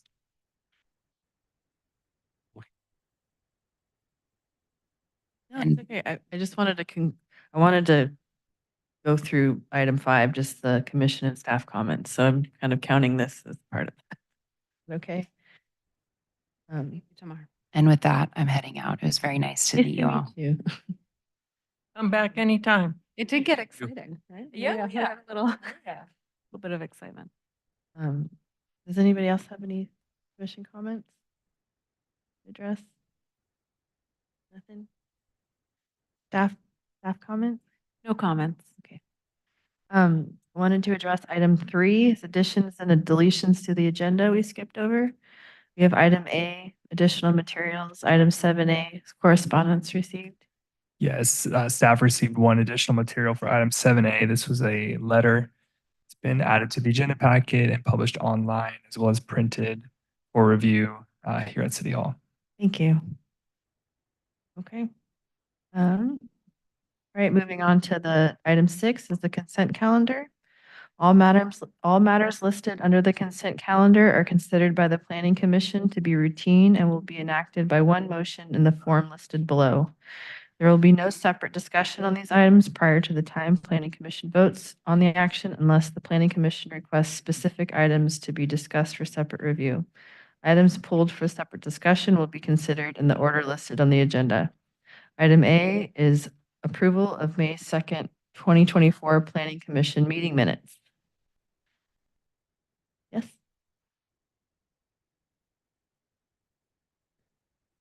I do have a clarifying item within the minutes that I'd like to suggest before getting a motion.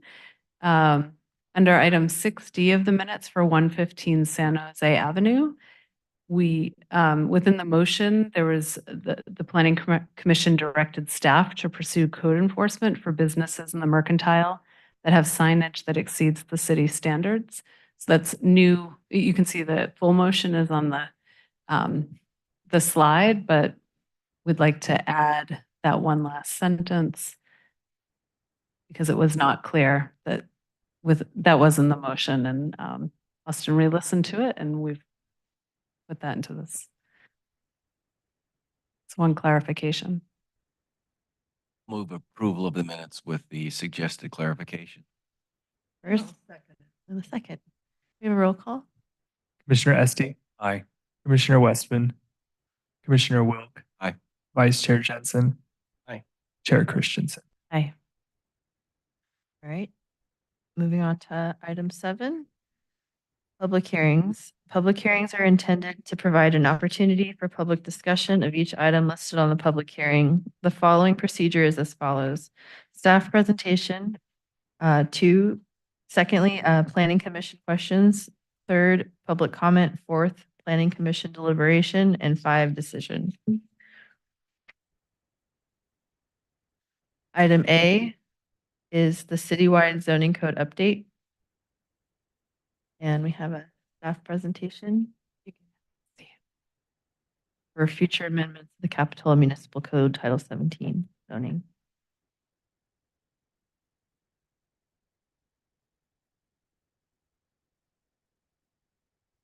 Okay, this With the evening, presentation, I was just wondering if we were going to address the amendment or the letter that came in as part of the presentation. we could tag that on at the end about the garage setbacks. Yes, we can talk about that at the end. So tonight we have Ben Noble of Ben Noble City and Regional Planning, and Sean Sasanto is the planner on the zoning code updates, and I'll let Sean take it from here, or Ben. Evening, commissioners. Just about ready. Way. Great. Good evening. Yep, sounds good. Okay, so again, my name is Ben Noble. I'm the consultant assisting with the zoning code amendments to implement housing element programs and address other code amendment and cleanup items. And so the focus of the meeting tonight is the reviewing the density in the RM subzones.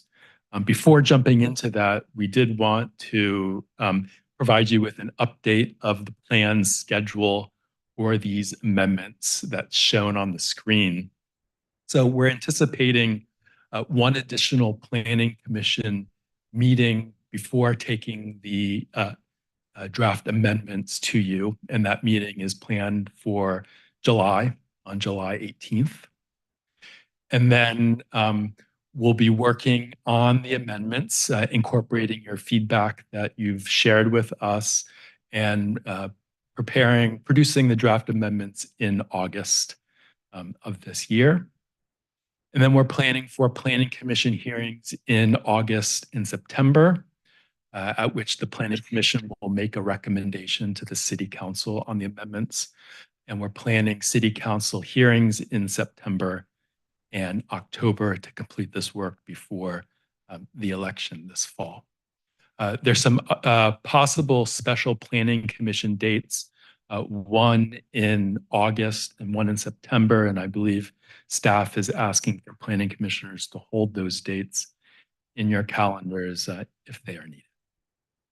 Sean and Katie. I'm do you have- quickly going to chime in on this slide. So within our housing element, we've committed a number of the zoning code cleanup items to happen in 2024. So as Layla was explaining in her presentation tonight, and the recent decertifications of code, that is the reason why we're trying to, well, that we need to adopt a zoning code, go through the zoning code update this year. So for 2024. Except was presented, we don't need to do that because we have an approved zoning code ready. Well, we don't need to rezone in 2024. So we're not subject to the rezone, but we have a number of action items like removing our density bonus chapter, which is no longer applicable, that has to be completed by December of 2024. There's a list of items not related to rezoning that that we have to continue working on, and we're committed to finishing by the end of 2024. And a number of those are these items that are in our zoning code. So separate of rezone. So in August, are we talking about what would be our regular meeting, which I think would be like on August 8th? Yes, so we'll be, Or August 1st?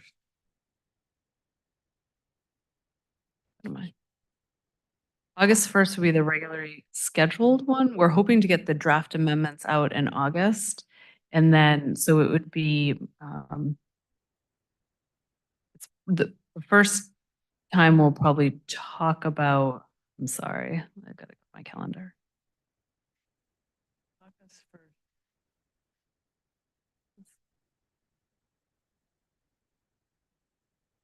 Oh, that's right. Because so in the summer, our July meetings are the 18th and the 15th. So it'd be probably August 15th, and then the 29th would be a special meeting. It's 15th.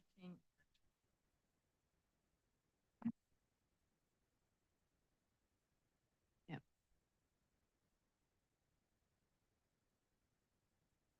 Oh, 6 p.m. start. For a special meeting, we could do a 5 p.m. start if you'd like.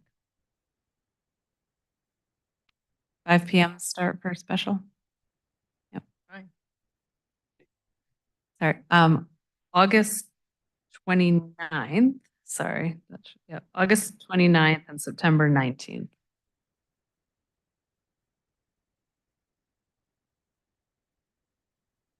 And we're meeting on August 15th for our regularly scheduled August meeting because of the summer schedule. It's the third Thursday, not the first.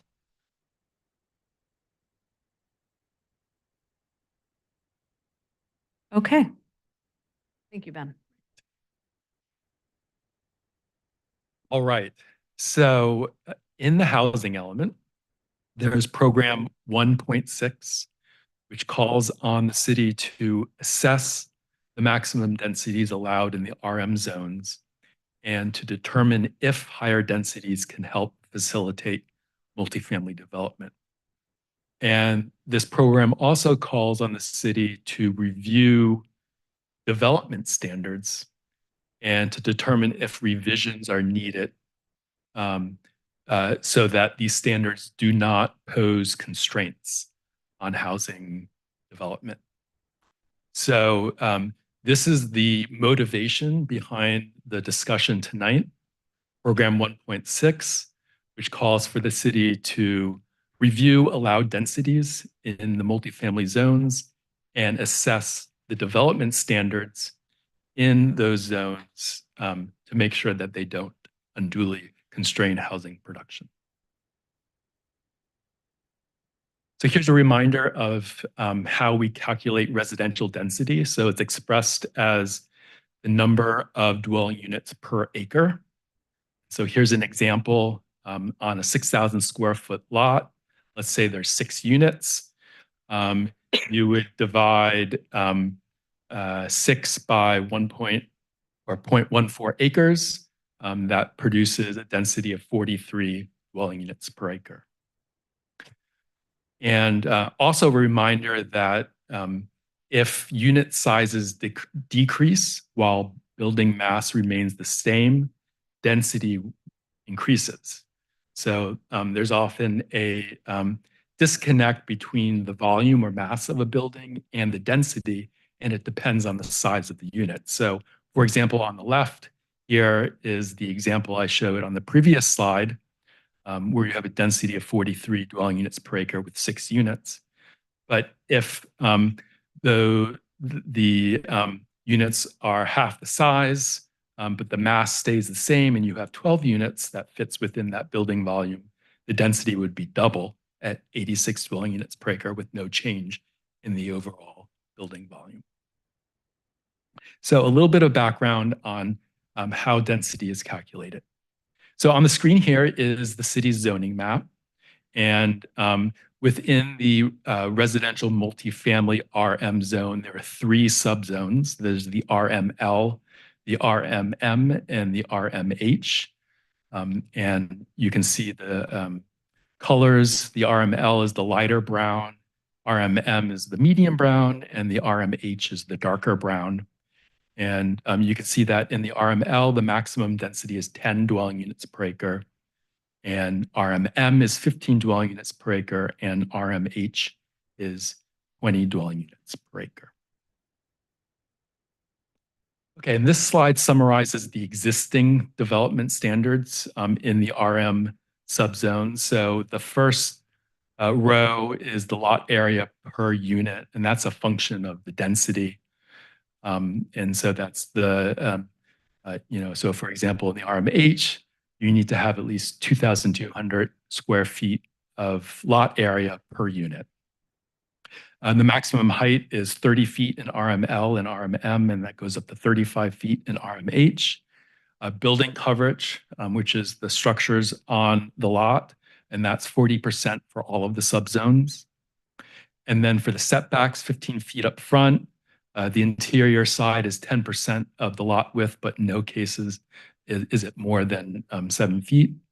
Street side is 10 feet, and then rear is 15% of lot depth, and that's the same in all of the subzones. So those are the basic development standards. Parking is also very relevant to development standards that may constrain residential development. This is a subject that the Planning Commission previously discussed on February 16th. This table summarizes the Commission's recommendation from that meeting. The second column shows the existing parking standard for duplexes and multifamily. And then the column on the right is what was proposed by the Planning Commission, which is to reduce the multifamily parking standard and to have it tied to unit size rather than the same parking standard for all multifamily dwellings, regardless of the unit size. So on May 2nd, the Planning Commission also talked about RM densities at a very high level. And I think the consensus of the Commission from that meeting was an interest in increasing RM zone densities where appropriate. We also heard from commissioners to consider area or site-specific conditions and development standards that are needed to achieve the densities. And the Commission asked for staff to return with more information for continued discussion, which is the purpose of tonight's meeting. Here's another slide that I think was briefly shown at that prior Planning Commission meeting, just illustrating some of the housing types that are associated with these different densities and can be achieved under these different densities. So currently the RML subzone allows for a maximum of 10 dwelling units per acre. And that density can allow for detached single-family homes on smaller lots, as well as low-intensity single-story garden-style apartments are about at that density range as well. Once you start getting into 20 dwelling units per acre, that's more townhomes or these multi-unit infill projects, sometimes called missing middle housing types, where you have 3 or 5 units on a smaller infill lot. Often you see those in at about 20 dwelling units per acre.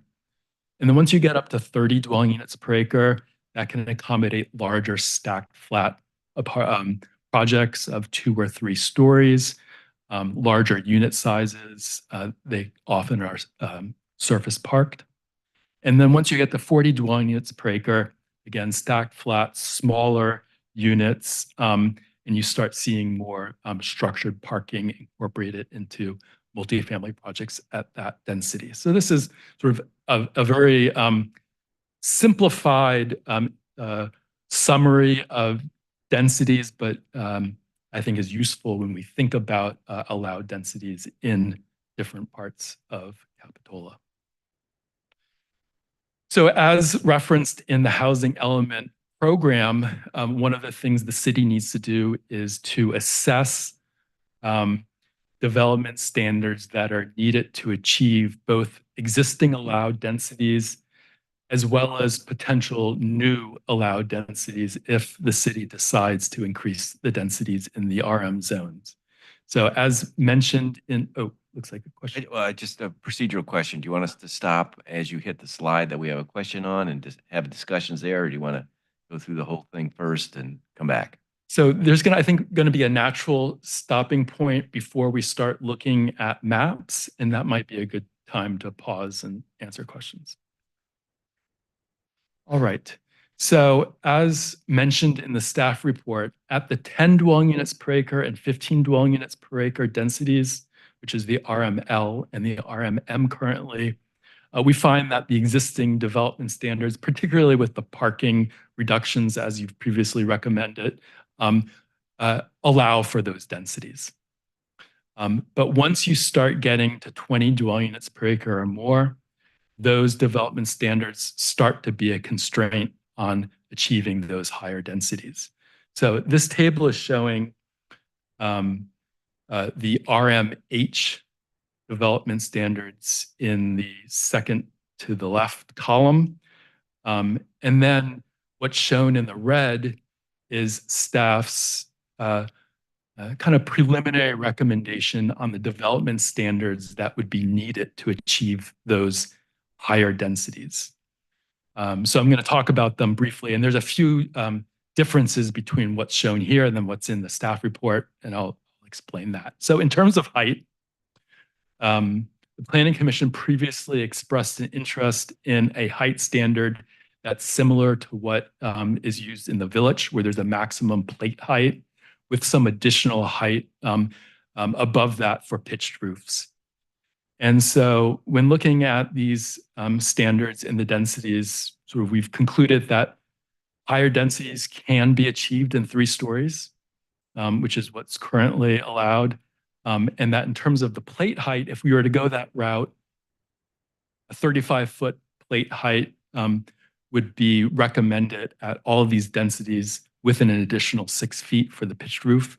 And if you read the staff report closely, you would notice that there was 30 feet plate height for 20 and 30 dwelling units per acre. After chatting with some architects about this, they said you really should go to 35 feet because that would allow for sort of a higher ground floor elevation, which might be preferable in certain circumstances to provide for sort of a better transition from the public to the private realm. So a small difference in what's in the staff report compared to what's in this table here, and that's the reason why. So building coverage, I think that's one of the bigger constraints that you have on your residential development within your existing development standards. So 40% in your RMH, that's a constraint. That's going to limit your housing production, and especially as you increase in density, 30, 40 dwelling units per acre, you're going to need higher coverages. And these numbers also are a little bit higher than what's in the staff report. And the reason for that, again, from conversations with architects, that while sort of slightly lower building coverages might allow for these densities at 3 stories, allowing for higher coverage would give an applicant a little bit more flexibility to not always have to max out on that building height.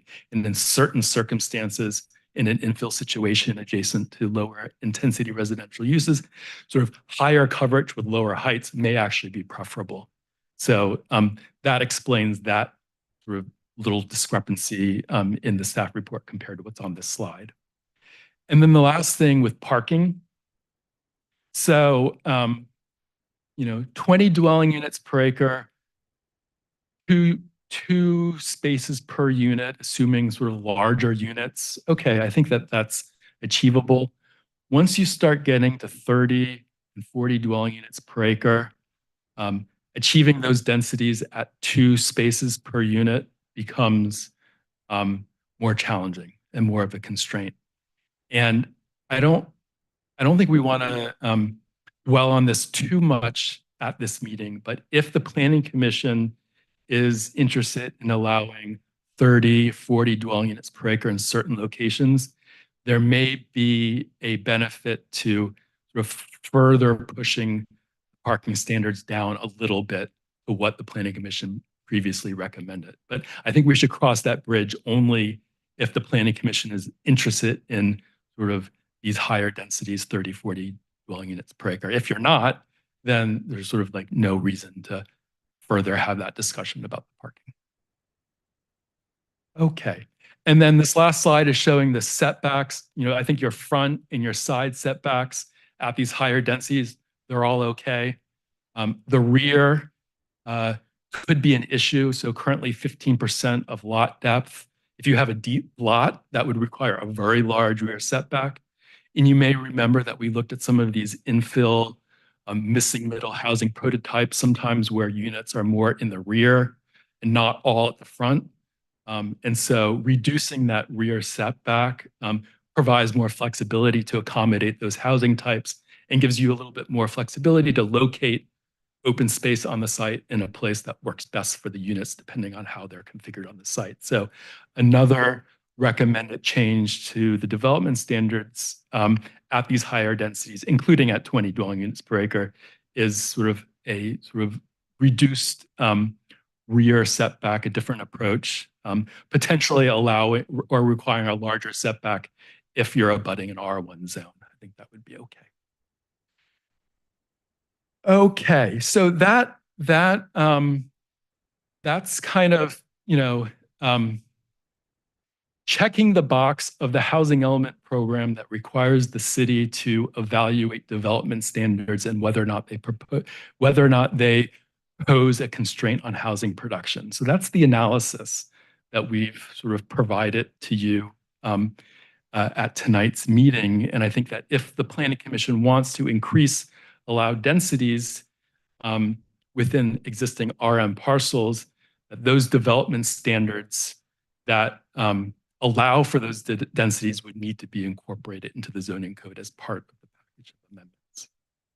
Okay, so I think this is maybe where I would pause before we start talking more about sort of geography and density. I just had this one minor question about the pitched roof, 6 feet. So I sketched that out and it said it doesn't seem like a very steep pitch. So you said you discussed this with various architects. Is that a big enough allowance that's going to encourage pitched roofs versus flat roofs? I think that that would allow is more sort of ornamental roof elements that add visual interest rather than a pitched roof that is covering the entire footprint of the building. So like the Capitola Road, 4401 Capitola Road, remember they had just these parapets or whatever you call those things? like a mansard roof? Yeah, for, that far, and then it was flat in the middle where all their HVAC stuff was. So it's not a full, complete roof. I'm just wondering if that's enough. I would tend to think that we would have a bigger allowance in order to allow for a more interesting roof line, as opposed to just, okay, here's a little bit of a fake pitched roof kind of approach. I think with the, Be curious to know what Courtney thinks about that as an architect. What I was hearing is that if it's say the parcels, you're maxing out the coverage, he's not saying that they're going to put, a 6-foot ridge over plate height, and it's gonna just be a shallow pitch to the roof. That's what I was worried, yeah. But I think if you could take the massing and break it up and not just provide false facade with pitch it, with a pitched facade, but it more breaking it up into townhomes, kind of the massing, just covering portions of the massing with the pitched areas, and then making it more of like a bunch of little houses put in one big mass. Is that what Yeah, you're I saying? think that's the kind of scenario where this would come into play with a 35-foot plate height. But I think this is a preliminary concept. So if we hear from planning commissioners, we want to allow sort of more roof height above the plate height, we can certainly take that feedback and sort of further I develop. guess where if a planning or a project came in and they wanted to have a pitched roof, you could say, well, all right, well, you can still have three stories with a 30-foot, plate height in certain areas, and then you can have your pitched roof up to 12 feet, right? Or 11 feet, I guess. So would that be the compromise? Again, I'm trying to encourage pitched roof and gables and whatnot, as opposed to, well, no, we're going to max out. We're going to go right to 35 feet, boom, and then I get another 6 feet, so I'm going to keep going. That's where I was gonna go with the new standard bumping from 30 feet to 35. There's a additional 5 feet of room. So if a developer did want a nice pitched roof, rather than having the first story with taller ceilings, they could do the typical 10-foot ceilings and then work within, it looks like 11 feet at the top for their pitched roof. So they could just adjust. We wouldn't say that you have to build to the plate height. That's a maximum plate height. But we could word it so that the maximum roof height is at the I just want to 41 make sure feet that so they could do they still have their 3 stories, but we can still get our gabled roof or our pitched roofs. So however you want to tickle that. Yeah, I think as long as we don't limit that extra 5 feet to not being able to be used as part of the roof, then we'd be covered. So is that clear, Ben? So you only dimension it one way, so the total height of the building is 41 feet. That solves your problem. It's a Mhm. pitched roof, Well, you yeah. can do whatever, you can do a 20-foot pitch if you want. But if you have the maximum plate height at 35, then you've got 11 feet to work within, yeah. Yeah. Or, 6. That's it. Would it make a difference to measure to middle of rafter instead of to the ridge? That is another approach. I mean, it buys you a little bit more, wiggle room. So Thoughts on that? I'm comfortable with what he's proposed here. Looks good. well, I think that we've heard that the commission wants to sort of encourage interesting roof forms, including pitched roof forms. And so as we're kind of drafting this up, we'll sort of kind of confirm that this is the best way to do it. And we'll Could you maybe go back to your examples of these multifamily? Yeah. right. So here's an example of where, okay, you could have up to 30 feet to the plate height here, and then you would have 35, and then you could have an additional 6 feet up to that. And to Chair Christensen's point, it has to be broken up more along the roof line in order to achieve that. So More of an interesting building, modulated in the front.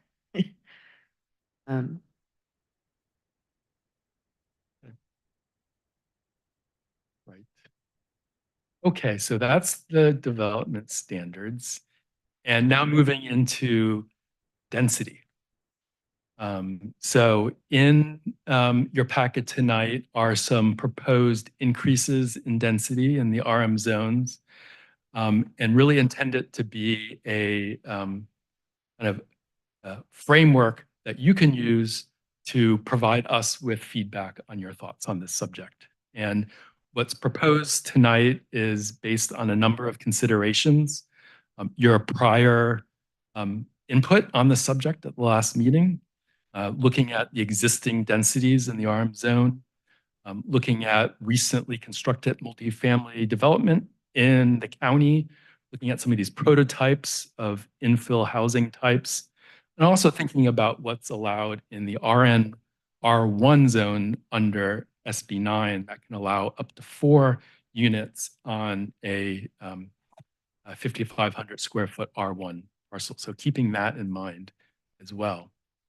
And then I think also responding to some planning commission feedback at the last meeting, we were looking at site-specific considerations. So just because 2 parcels are both RML now doesn't necessarily mean that in the future they have to have the same allowed density.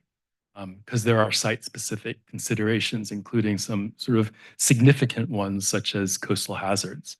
So we looked at individual areas, not individual parcels, but kind of sub-areas within the RM zones that we think ought to be kind of treated similarly from a density perspective. So looking at existing built densities, thinking about redevelopment potential, thinking about different forms of ownership and whether condominiums might sort of limit future redevelopment potential, thinking about surrounding land uses and environmental constraints. So we did that exercise. And the way we set this up is we divided the city into kind of 5 sub-areas. And what we're proposing tonight is for us to look at each sub-area and the RM zones within that sub-area, and then have a conversation about that sub-area before moving on to talk about the next one. So with that, I'd suggest that we start with the Cliffwood Heights area that we're calling the northeast area. And this slide here, which is the same as what was in your packet, sort of divides the RM parcels in this area into sort of 7 sub-areas that we think ought to be regulated the same, or the parcels within each of those sub-areas ought to be regulated the same from a density perspective. And you can see on the right here, there's a photograph of existing development as well as the built density for these different areas. And here is the slide that's the same as what's in your packet that shows for each of these sub-areas, the allowed density, what's built, and then what we have proposed. And so the feedback that we're looking for from the Planning Commission tonight is the proposed density in each of these sub-areas. And in the packet, there is a table that provides for some sort of explanation behind why we've proposed what we have for these densities. I don't want to take the time to go through them one by one because that could be time consuming, but if you have any questions or if you want me to speak about the proposed density on any of these sub-areas, I'm happy to do so. Oh, I just have one question. There's no problem with spot zoning anymore. So I think with spot zoning, you have to be careful if you're decreasing development potential. The Housing Accountability Act prohibits us to lower the allowed density. So we would only be increasing anybody's or any property owner's sort of development potential. So I don't see a spot zoning concern from that perspective. I think there's sort of a larger issue of wanting sort of good planning. And so I think that currently you have a range of densities allowed in your RM subzones, 10, 15, 20. I think it would be okay. It would be consistent with good planning principles to increase the number. And I think, you know, as long as there is a reason why area 4 should have a higher density than sub-area 3, I think I think legally it's not a concern. And also I think it's sort of consistent with good planning practice as well. So I only follow up on that because I was looking at this and worrying about the same thing where it's like we're almost every parcel's got its own zone. And so I kind of looked at this in a broader picture and I said, well, okay, based on your recommendations, okay, which areas are likely to be developed? And you kind of went through each of these one by one and say, this is, let's not change this because this is not going to, there are already condos and they're not going to, whatever your reasons were. It occurred to me that there are two areas, the northeast area, which is this one, and the north central area, which have the most opportunities to increase densities. So my attitude would be, well, let's just broad brush it and say those two areas are potentially all 40 development units. What's the D stand for? Development units? Yep. Development units per acre. And then just leave the other two zones alone. Say, okay, here are our density areas that we're going to focus on, and then we're not going to worry about the southwest or those other zones. Yes. Does that make sense? That's another. Usually you and I think like, I had the same thought, and except then I looked at, for example, property 5, right, the Balboa fourplexes. And if we made that 40 and it's adjacent to, the R1 single family things, I mean, they could have these poor houses are, to the left, right behind it would be overshadowed. So I think I don't like the idea of splitting it up into basically almost parcel size zones, but I think Ben's approach has some validity. Pretty clever, actually.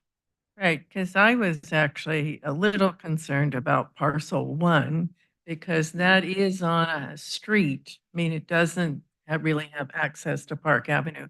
It's on a street that has single-family houses all across from it.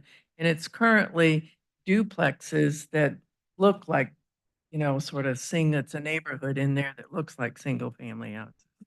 So, for me, parcel 1 would need to be a bit lower density. I could go with the 20 units per acre than like 40 units per acre. It would have a major impact Yeah. on that whole neighborhood. I think the quality of life and the quality of the neighborhood is really important. But That's why I agree. I sort of think Ben's approach of almost having parcel by parcel, even though I sort of first looked at it, went, works. Taking a step maybe back from this, what are we doing about public outreach about some of these areas that we're talking about for communities, like this, other than just having it posted as a planning commission meeting that maybe somebody's not attending? Are we looking at more notification about these things to highlight these things in the community? Because that could be a neighbor who's living across the street from like section 1, that can be a big impact on them. Right? I mean, so I was wondering what the plan is about the outreach. So with the outreach, we'll follow the state law regarding the zoning and any changes to the zoning map and zone changes, which requires that you publish it in the newspaper, you post on site, and then there's also a noticing that goes out in the form of the little postcards. And then typically what we've done with these the larger zoning updates is we've gone out when we did our last big update on our zoning map and posted signs just along the street, along the PG&E poles to make it clear that like this whole section is being rezoned. With this, we'll have to go through, once we've decided what the new densities are, exactly which parcels will be rezoned and make it clear. So the property owner will be noticed. It'll be in the newspaper, as well as we'll be sending out the green cards. And I believe that you're also required to post within a certain area when you're doing a rezone. And so maybe just help me. So is this on the timeline that was laid out and be wrapped up by the end of this year? Yes. So this gets back to, I think, we've heard this many times about people not getting their green cards, and we were talking about how signage and everything and how to improve and not just following, obviously we follow state law, but how can we enhance that? I mean, now and let people know some of these areas that are being talked about. Cause I mean, I see this all happening is that once the green card comes out, then it's a rush to come to the meeting. Everybody's irritated, mad, and then we table it, and then we miss the timeline, and then we all say, well, we're forced to it because we had a timeline, we had to meet certain requirements, and apologize for the lack. And I look at this as pretty severe, and we're looking at, having 5 more meetings and having it all wrapped up, and we haven't started the notification process. So, to be clear, we will notice before, once the first draft is ready, and that becomes like, we've been trying, we've got this on our agenda, but that's when the noticing really happens, because we have enough direction to actually put it into code, and then we'll fine tune it based on public comment. But that is these work sessions help us to get to a product, and we understand that this is guidance and there's no decision making at this point. So the document does have a requirement to be published for 6 weeks prior to adoption. There's also required timing between the first and the second reading at City Council that I think it's 10 days.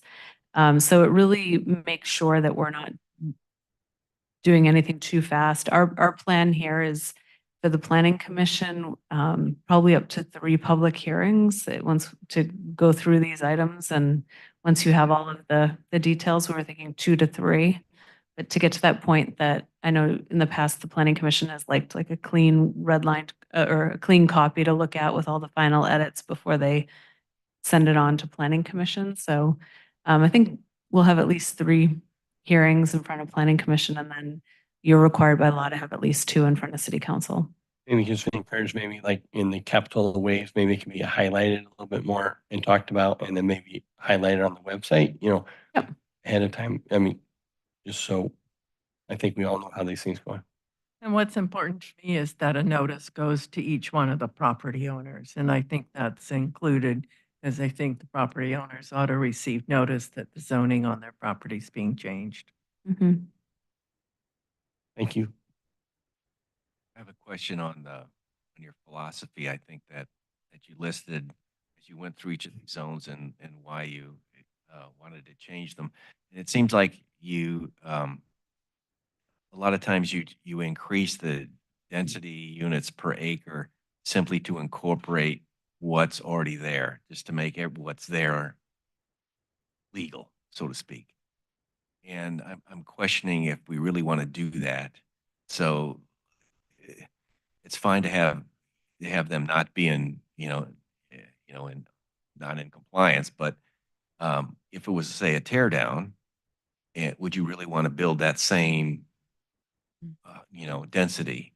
I would tend to think that they're in, they're grandfathered in, let them stay that way. But if there was a tear down, let's just go back to the density units per acre that was on the books. That makes sense? It does, except for so when you have a building that if it's out of compliance with density, you're not supposed to lose any units. So they're allowed to come back if there were, say, a property that was only supposed to have 4 units on it. And it was permitted with 9. The city, we could not prevent them from coming back with a project with 9 units per state law. Okay, that answers. So I think, but to go a little bit deeper into your question, by bringing it into compliance, it also, one thing in our housing element that we talk a lot about is like encouraging people to reinvest into their properties, as we're seeing a lot of these older apartment complexes that really need updating. By updating our code to at least reflect the existing density, or to go beyond that, it creates an opportunity for redevelopment and investment.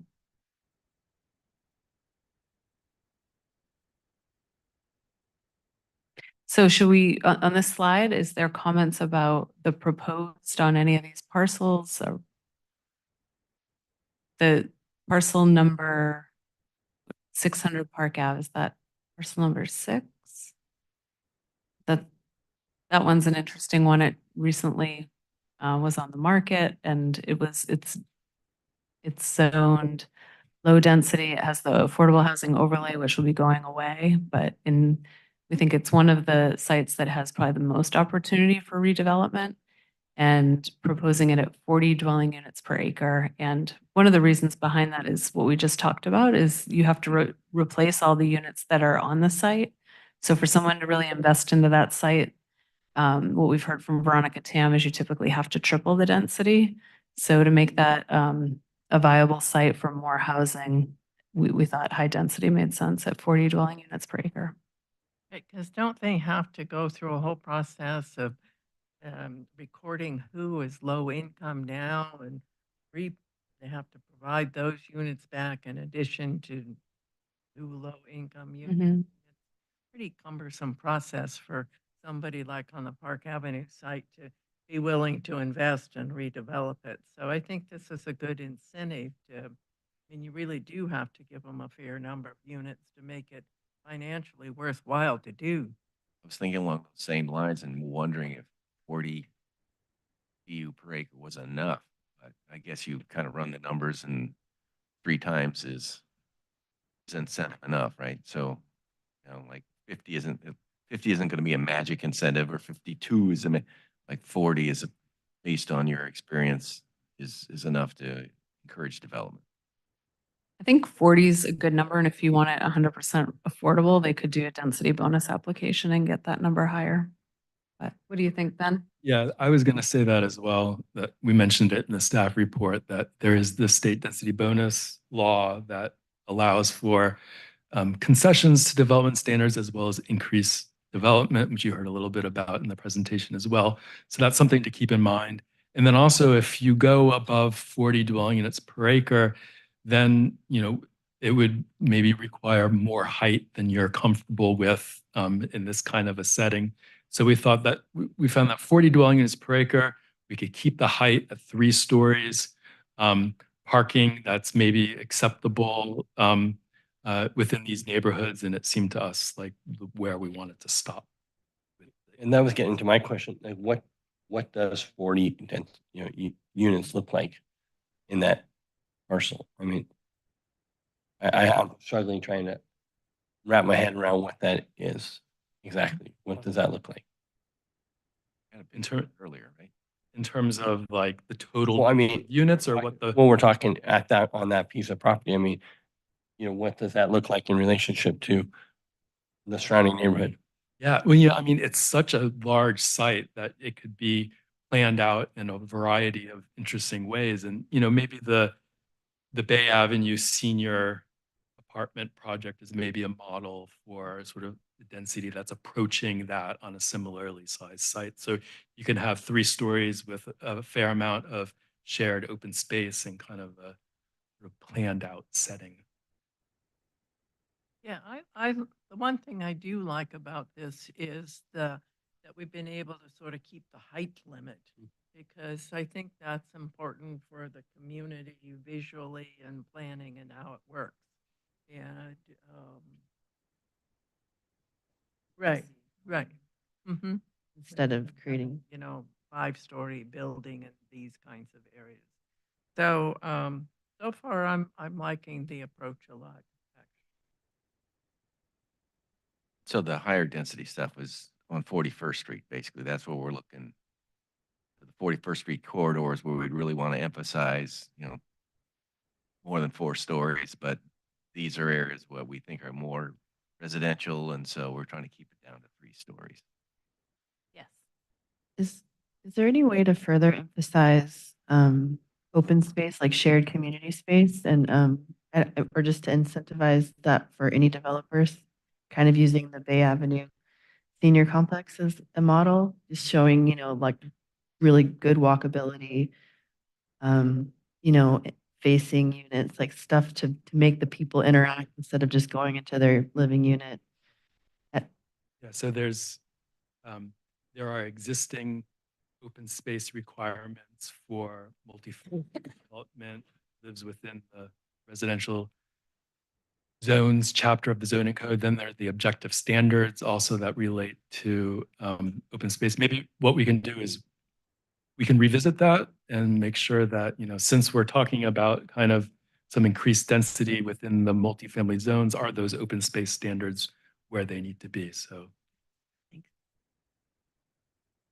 Yeah, I guess the only thing that concerned me a little bit is we don't, the only one that's even close to the 40 is that number 2 on Park Avenue, right?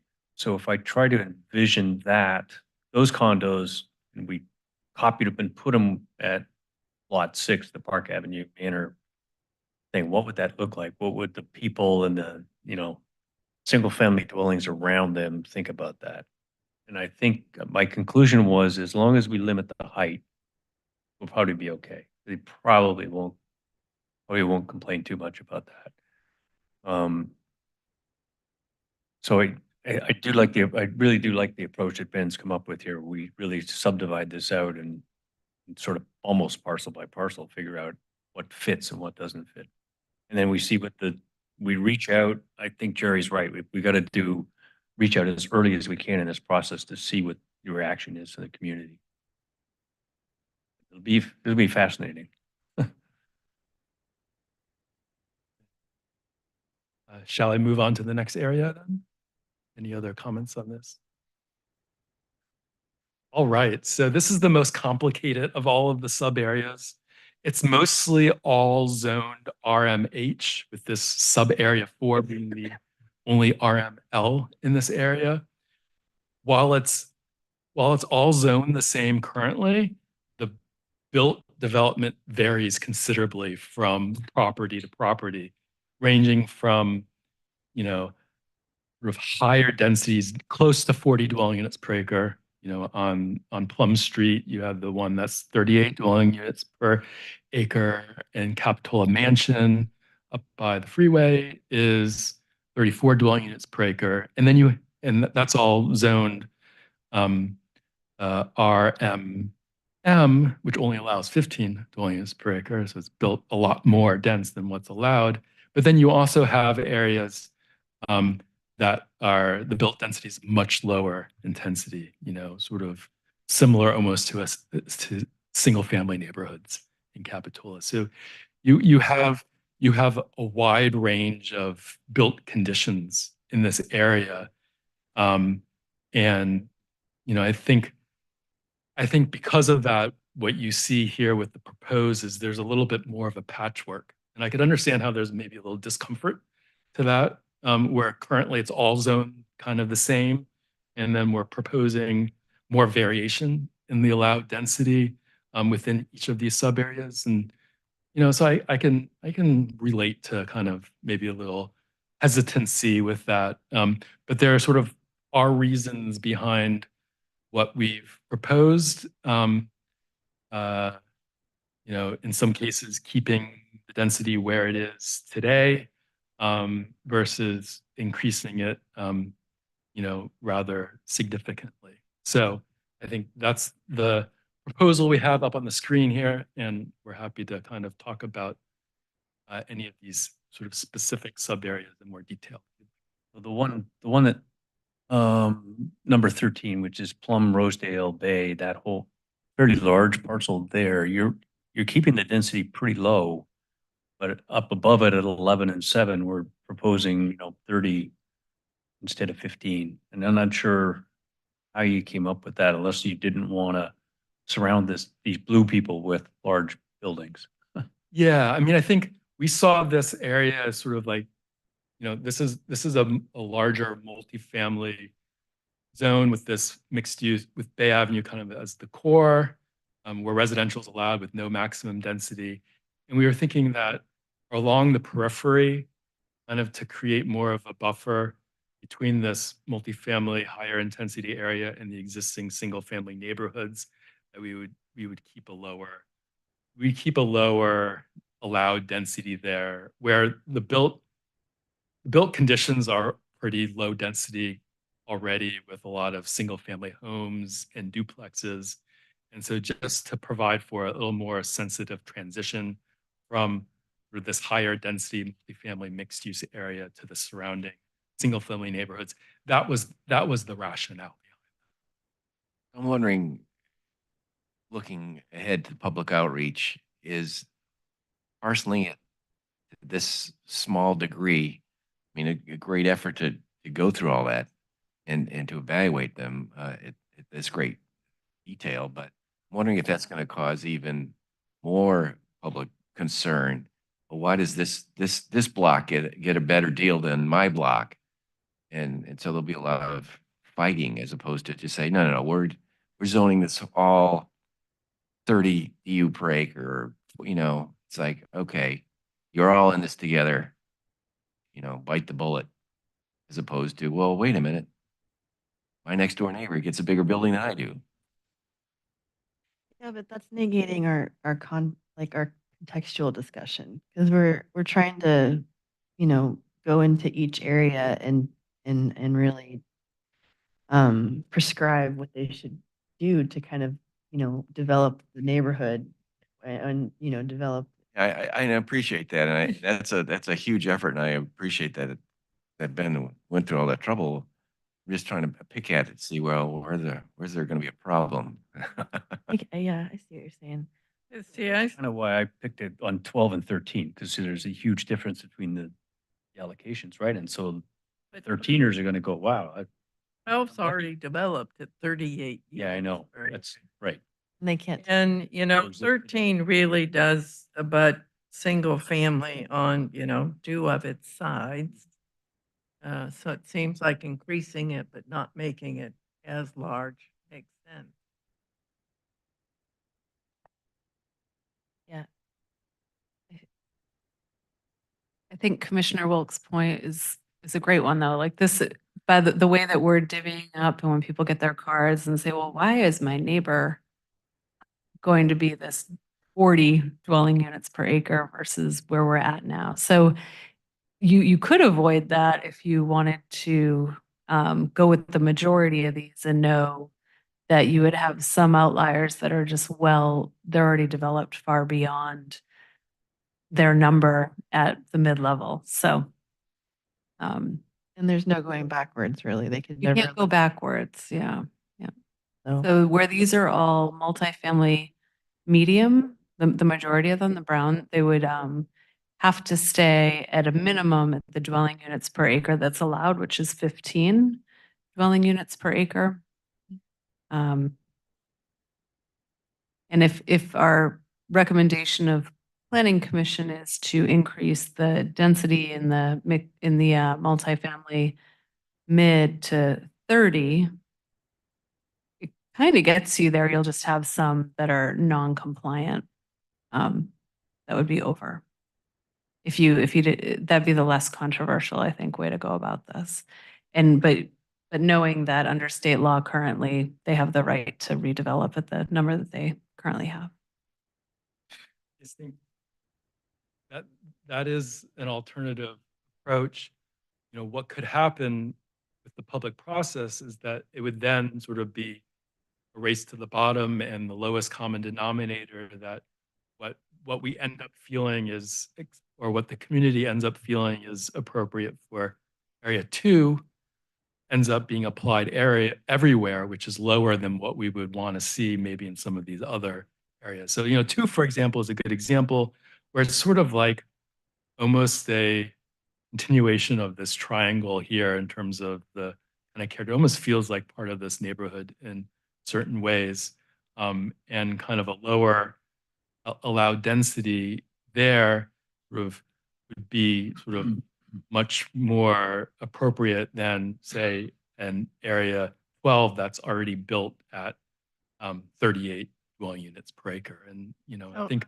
So I have a question on this chart. If we got rid of the ones that are 40 dwelling units per acre, because they're already, number 1's already at 34 dwelling units per acre, so they could go back at that. And number 8's already at 23 dwelling units per acre, so they could, go back to that. And number 12 is, already at 38 units per acre, they could go back. Then we're really just talking about, sort of having 3 categories in this area, the 15 a couple of 20s and everyone else is at 30. You know, would that simplify it some? I mean, it's in some ways, it's sort of being disingenuous because you're zoning it at, 30 units per acre, but number 12 could come back and build 38 units per acre anyway.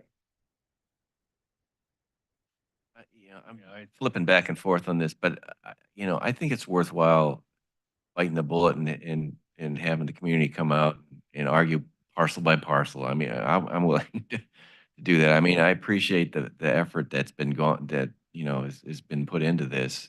To actually look at the different neighborhoods, look at the surrounding neighbors, see what's there, see what's appropriate for that area.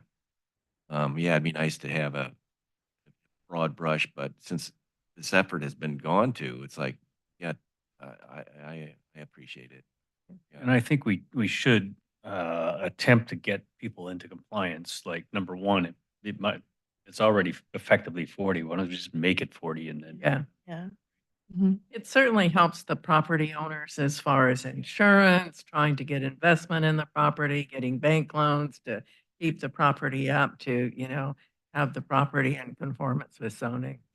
So we've had a couple in town and that's been the excuse of not improving it because they couldn't do that. And I think you can go out to the public and explain why one is 40 and two is 15, right? Yeah. We're doing the best we can to comply with the housing element and the fact that Capitola literally has no affordable housing. And, we got to do something about it we're not infringing on, the single family neighborhoods is, trying to make it compatible, sorry, is probably a better way to put it, with the single family homes that are adjacent to these multifamily properties. So question on, now I'm thinking about HCD, the housing element approval. When you come back with this detailed map, is that going to say, oh, we're going to need 6 months to look at this now because you've really given us a lot of work? No, no. So this is a separate process. I'm like, no, not the HCD. Sorry. But this is our zoning code update. The HCD will not be reviewing this in next April when we submit our housing element update. We simply go through a chart and say, like, if an item like removing our density bonus or our affordable housing overlay, we've got to like just put in the date that we completed that item. Okay. So yeah, they won't go through this review. I think another approach to this is the approach we're taking, but also if you know that one of these sites is a problem site, that maybe you don't go beyond where it's at now and let it be. I don't, if there's something to be remedied there, like I would hate to on a 30, I'm making up a number, a 32 dwelling unit per acre site, zone it for 40 if we know that it can't be handled, but it is a way to reinvest in it. Yeah, it's giving them like consolation for them. because that's where I see the public comment going on this is I'm a neighbor. There's this is a headache, but yeah. So what I'm hearing, I'm not quite sure which direction. So And like you said, this is not the final thing. I mean, Yep. we'll have the public come and talk to us. And we're trying to come up with a starting place to have the discussion. Yeah, and the end of the day, it will be a revised zoning map where there will be, probably new RM sub areas that will apply where each sub area has its maximum allowed density. So this will be sort of translated. Right now, it's proposed maximum density. These will be translated into new RM subzones, and you'll see that on a map. There'll be the text amendments that will accompany it, that will have the development standards, and that will be presented before the Planning Commission for your review as well as public as well. I think these sites were really well put together. I think contextually they're addressing a lot of the neighborhood approach, and I think, I mean,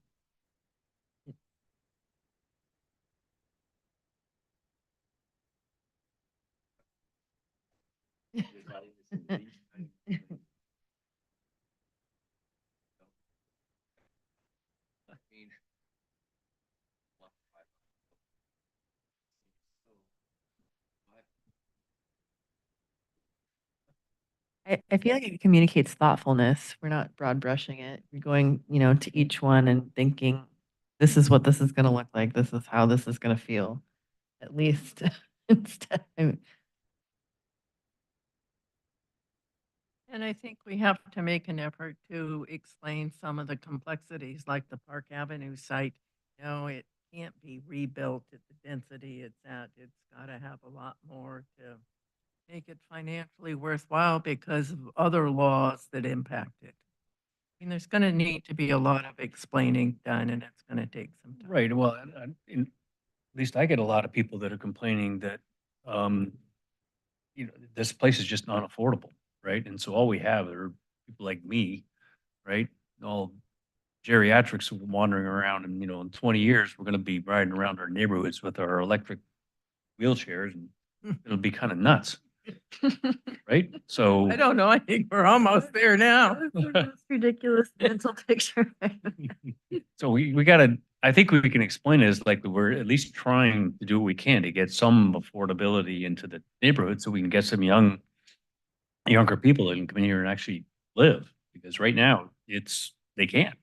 I mean, they literally cannot. I get a lot of people complaining to me about that. And I'm sure you guys hear it all the time.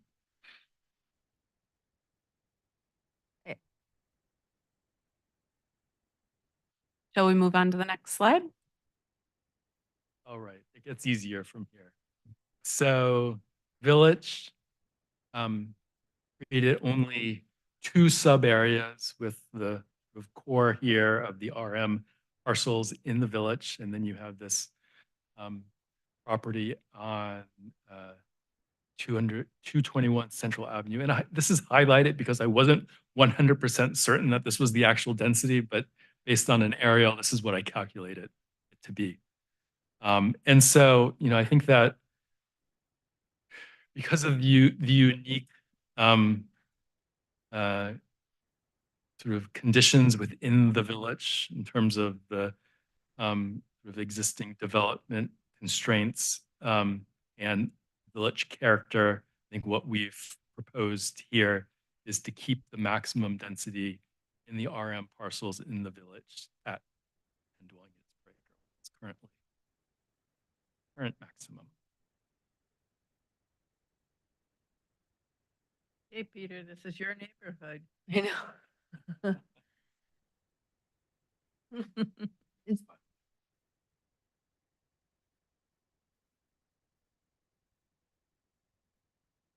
I'm fine with it. Any other comments on this? If you try to change this, then all the people clamoring about the character of Capitola will come out. Like, what are you people changing the character? Okay. All right. And then so the second to last area, calling the northwest area. This is, I learned a new term from Katie. This the toolbox. There's I've learned a new term from the public that there's the jewel box down below, and then the us working folk that was one that we learned, but not sure how politically correct that one is. But I have to say, I've never heard it called. Oh, you haven't? No. Oh, I really. It's a new one on me. Yeah, there was the one fellow in one of our public hearings called it the toolbox. Yeah, yeah. That is true. I mean, there's a lot of contractors. Oh, and so on the slide, the existing densities fell off, but you have, I think again, a range of allowed densities in these areas. So I think I'll just jump to this. This has the built densities on this area, and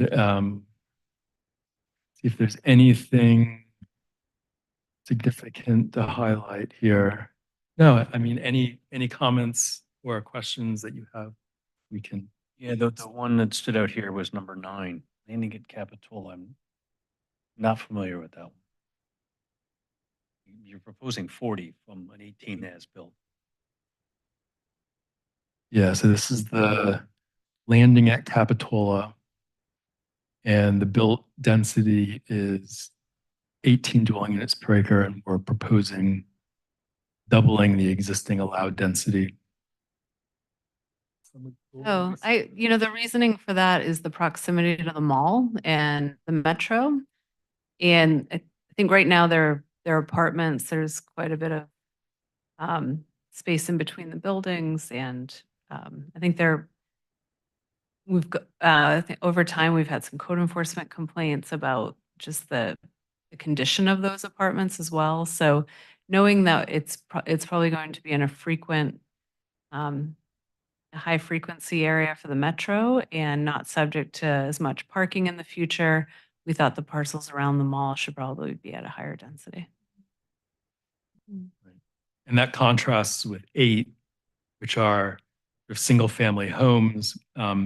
That's even closer to the mall than 9, but that's very much sort of part of this existing single family neighborhood that extends into the county. And so for that reason, despite its proximity to the mall, we kept it at what it is today.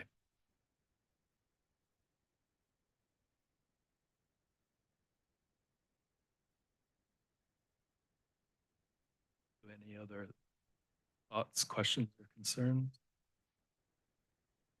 Okay, all right. So the last area that we're calling the southwest area. Here's a good example of sort of this property on, I shouldn't say, the Opal Cliff property that's sort of along the coast. That says here proposed, it shouldn't say proposed. That's existing 29 dwelling units per acre. And here is what we've proposed for these areas. And so for that number 5, because it's on a bluff and in a very sensitive area and currently impacted, that's why we have the 15 dwelling units per acre, which.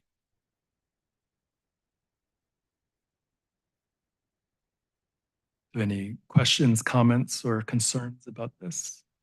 I was curious. I've heard a few different things about number 5. This just might be just a small side quest. But thinking about the geologic condition of the bluff there, and I mean, there's that. Who knows the lifespan of that building, really? That's an identified multifamily area, and maybe we've addressed this before, but is that reported to HCD right now as one of the sites that is going in your housing element, or Number 5? yeah, It is not. it's not. No. So it's not really like a It's an existing multifamily. multifamily, but we're not proposing any additional units there because Okay. most likely if it were torn down and rebuilt, I don't know if they would, if they reproduce the same amount of units, I think they'd be a lot smaller just to get that geological hazard set back Yeah. in place. But Okay. Thanks.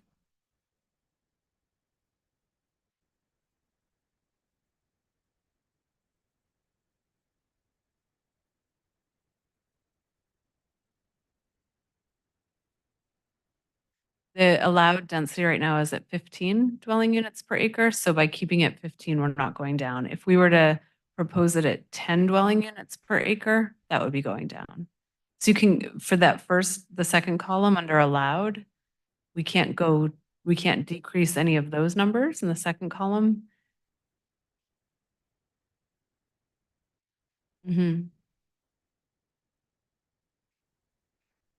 Yes, yeah, but we're not, yeah. Yes, Right, yep. but you probably don't want them to because there's real issues on the bluff eroding, right? Where that piece where- You can, yeah. Yep.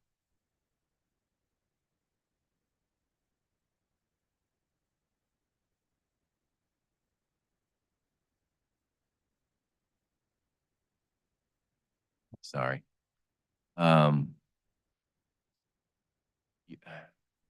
So, so in other areas, we went and said, okay, we're going to increase the proposed to accommodate what's already built. And I suggested that, no, let's leave it alone and just allow the variance to sit there. And your proposal, your counter to that was, well, they can always build to that anyway, since that's already in existence. In this case, you're saying, well, let's keep it, or let's not incorporate it all the way up to what's existing there because of the bluff. That's the unique condition that driving you to. Yeah, I think the say that? only items, correct me if I'm misspeaking, but the only times in which we're saying don't bring it up to compliance is if there's kind of a major like issue, which is here it's the geological hazards issue. Okay. So the other one was Number 7 and the north Grove Lane. area. We Yep, did Grove the Lane. Grove Lane apartment. They were treated the same way. They're built at 17. And I would say the other example was actually in the village where community character was that sensitive item and the existing issues with circulation that we were saying, let's keep it at the same level and not increase it and bring it into compliance. Correct? That was the other. The Wharf Road condos as well, because of the riparian corridor, some environmental resource constraints there. We wanted to keep the density where it's. All right, I think I get it. Not sure about it. Yeah. You'll have another stab at it when we come back with a revised zoning map and revised zoning code text that accompanies this, which would essentially translate what's here into sort of the zoning map amendments, and we'll be able to sort of talk about it more at that point.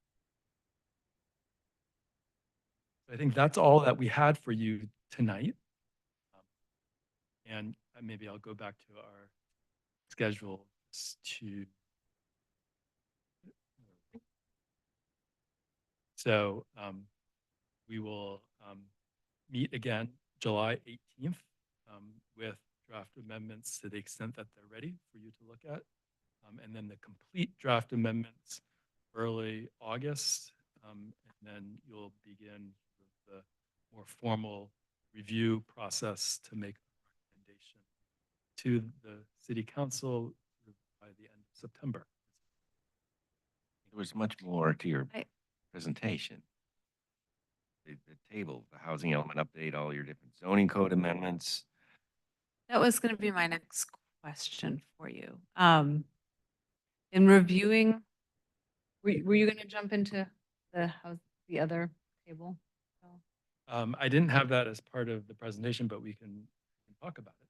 So I was thinking for that next meeting, if there were items in the zoning code cleanup, items that you wanted to discuss, I definitely, once we have a draft, we have to make sure it's noticed correctly before you start reviewing it. So there's that balance of what we bring back next time. And were there any questions tied to that table or the table of cleanup items? And then we're happy to also discuss, we got one public comment about the required 5-foot setback for a garage to be set back 5 feet. The previous code had that standard, but if your garage was at the 20-foot, so typically your first story of your home has to be 15 feet back in an R1 and your garage at 20 feet. The way we updated the code is we said that the garage always has to be substandard to the front elevation of the home. In the past, if you were at 20 feet back, the front facade of your home could be at 20 feet as well as the garage. So that public comment was asking us to get rid of that requirement that the garage couldn't be in alignment with the front facade of the home. For me, the important thing is that there's a 20-foot driveway in front of the garage because everyone parks in their driveway. And if you don't have that 20 feet, then, people's cars hang out over the street or whatever. So I don't care if at 20 feet, the house and the garage want to be the same, as long as we maintain the 20 feet for the driveway. Right, because I was thinking about that, because I grew up in a house with a garage, stood proud, and they Right. had the curved driveway that came around and Right, an L-shaped house, right? It's kind of a standard rancher, right. and there should be no reason why we couldn't have those. Yeah, as long as there is 20 feet in front of the garage for cars to park there, that's my concern. I agree with that 100%.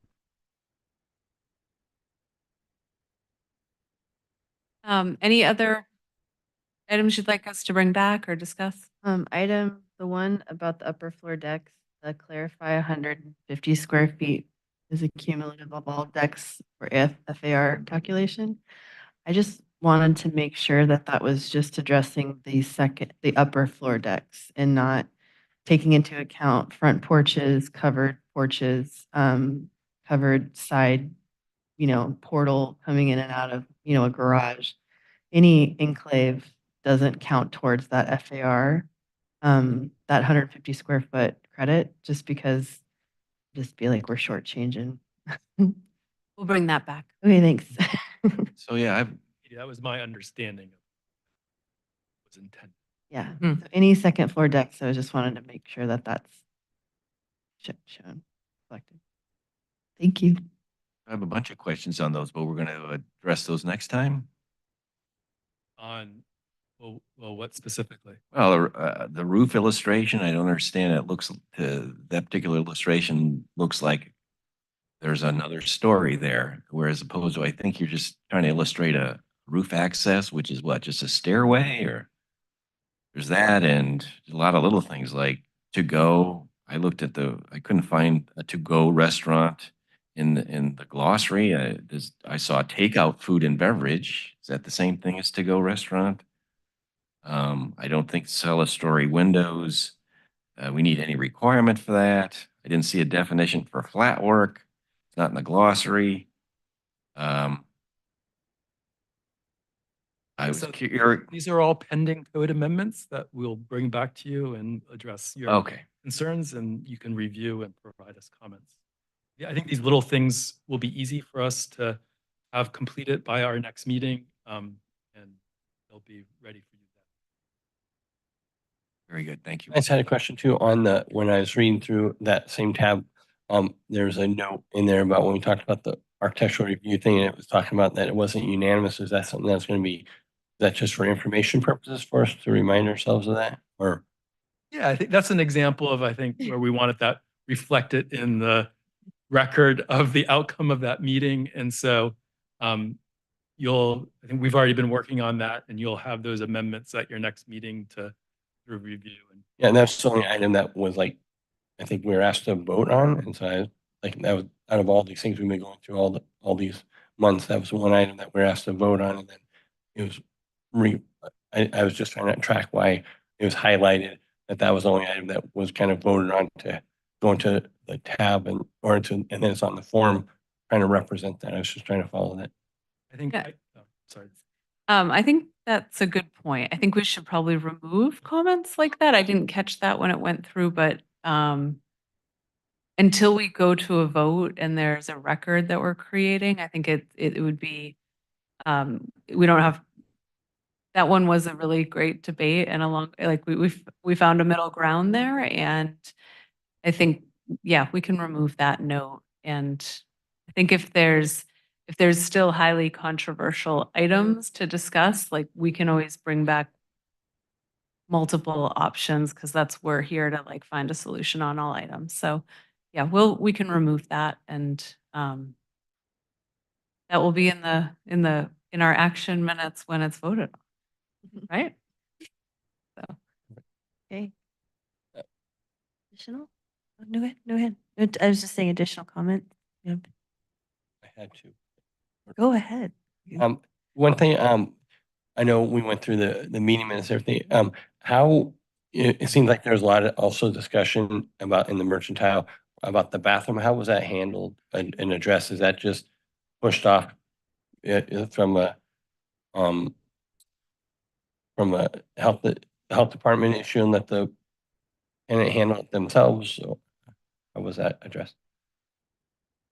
Oh, yeah, thank you. We did add that condition of approval to the master use permit. That both bathrooms be available at all times. It was actually in the motion. Okay, so will that be relayed back to, it seemed like there was a lot of contention at that meeting, and how is that conveyed back to all of the tenants? That was relayed back to the property owner and the applicant and the property manager. There was a public commenter.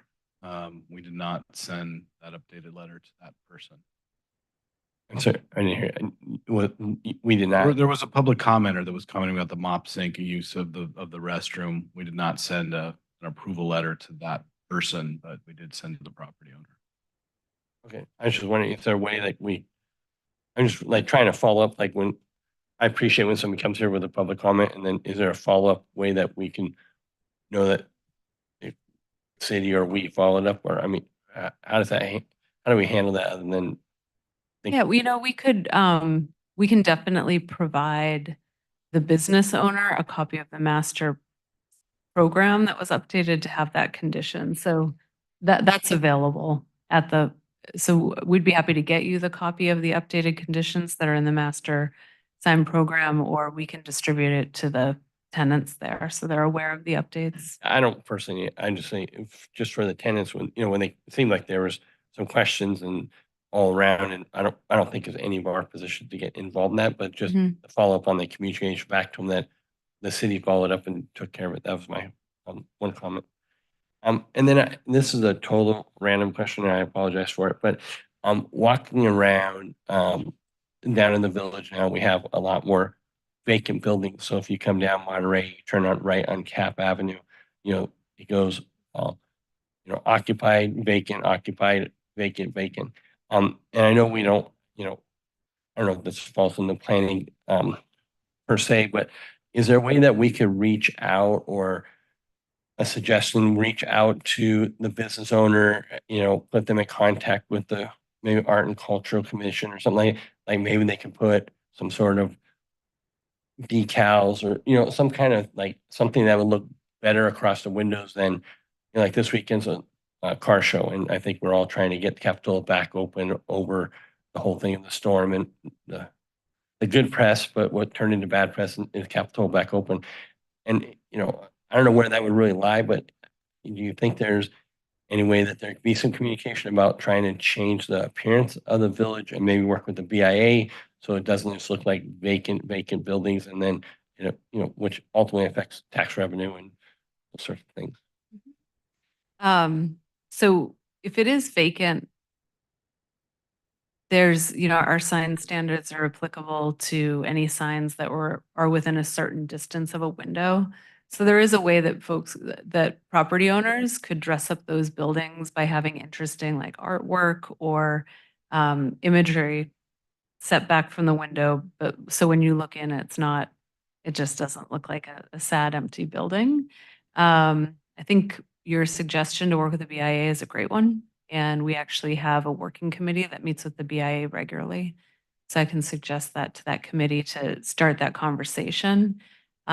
We can also look at within our zoning code updates, if there's any like sign standards for vacant buildings that we could encourage. Usually you're allowed to cover up to 25% of a window. We can research what other places are doing. I know the Economic Development Group over in the city of Santa Cruz has been really challenged with all their vacancies. So I can check in with that group as well and just see what exceptions are you making. They've done a lot of work with pop-ups that they help with the tenant costs of renting places cheaper in order to get them in there for a short amount of time until they have a longer tenant. So there are a lot of great ideas that came out of COVID due to this. And I think working with the BIA is probably the most effective way in which we can do it, by just getting the ideas to that table. So, right. Yeah, I just think it's a great idea. I think it's just something that can definitely, but I know we don't have that, we aren't that staffed to that level to have a whole department that works on like Santa Cruz, but it's just something it just really sticks out like a sore thumb. And it's just something I think will negatively affect a lot of the business down there if you start to see more and more vacant buildings if they're not dressed up. So thank you for those. No comment? No? Okay. We already done the director's report, item 8, and so we're adjourned. Adjourned to the next regularly scheduled meeting of the Planning Commission on July 18th, 2024 at 6 p.m. Thank you, everybody. Thank you.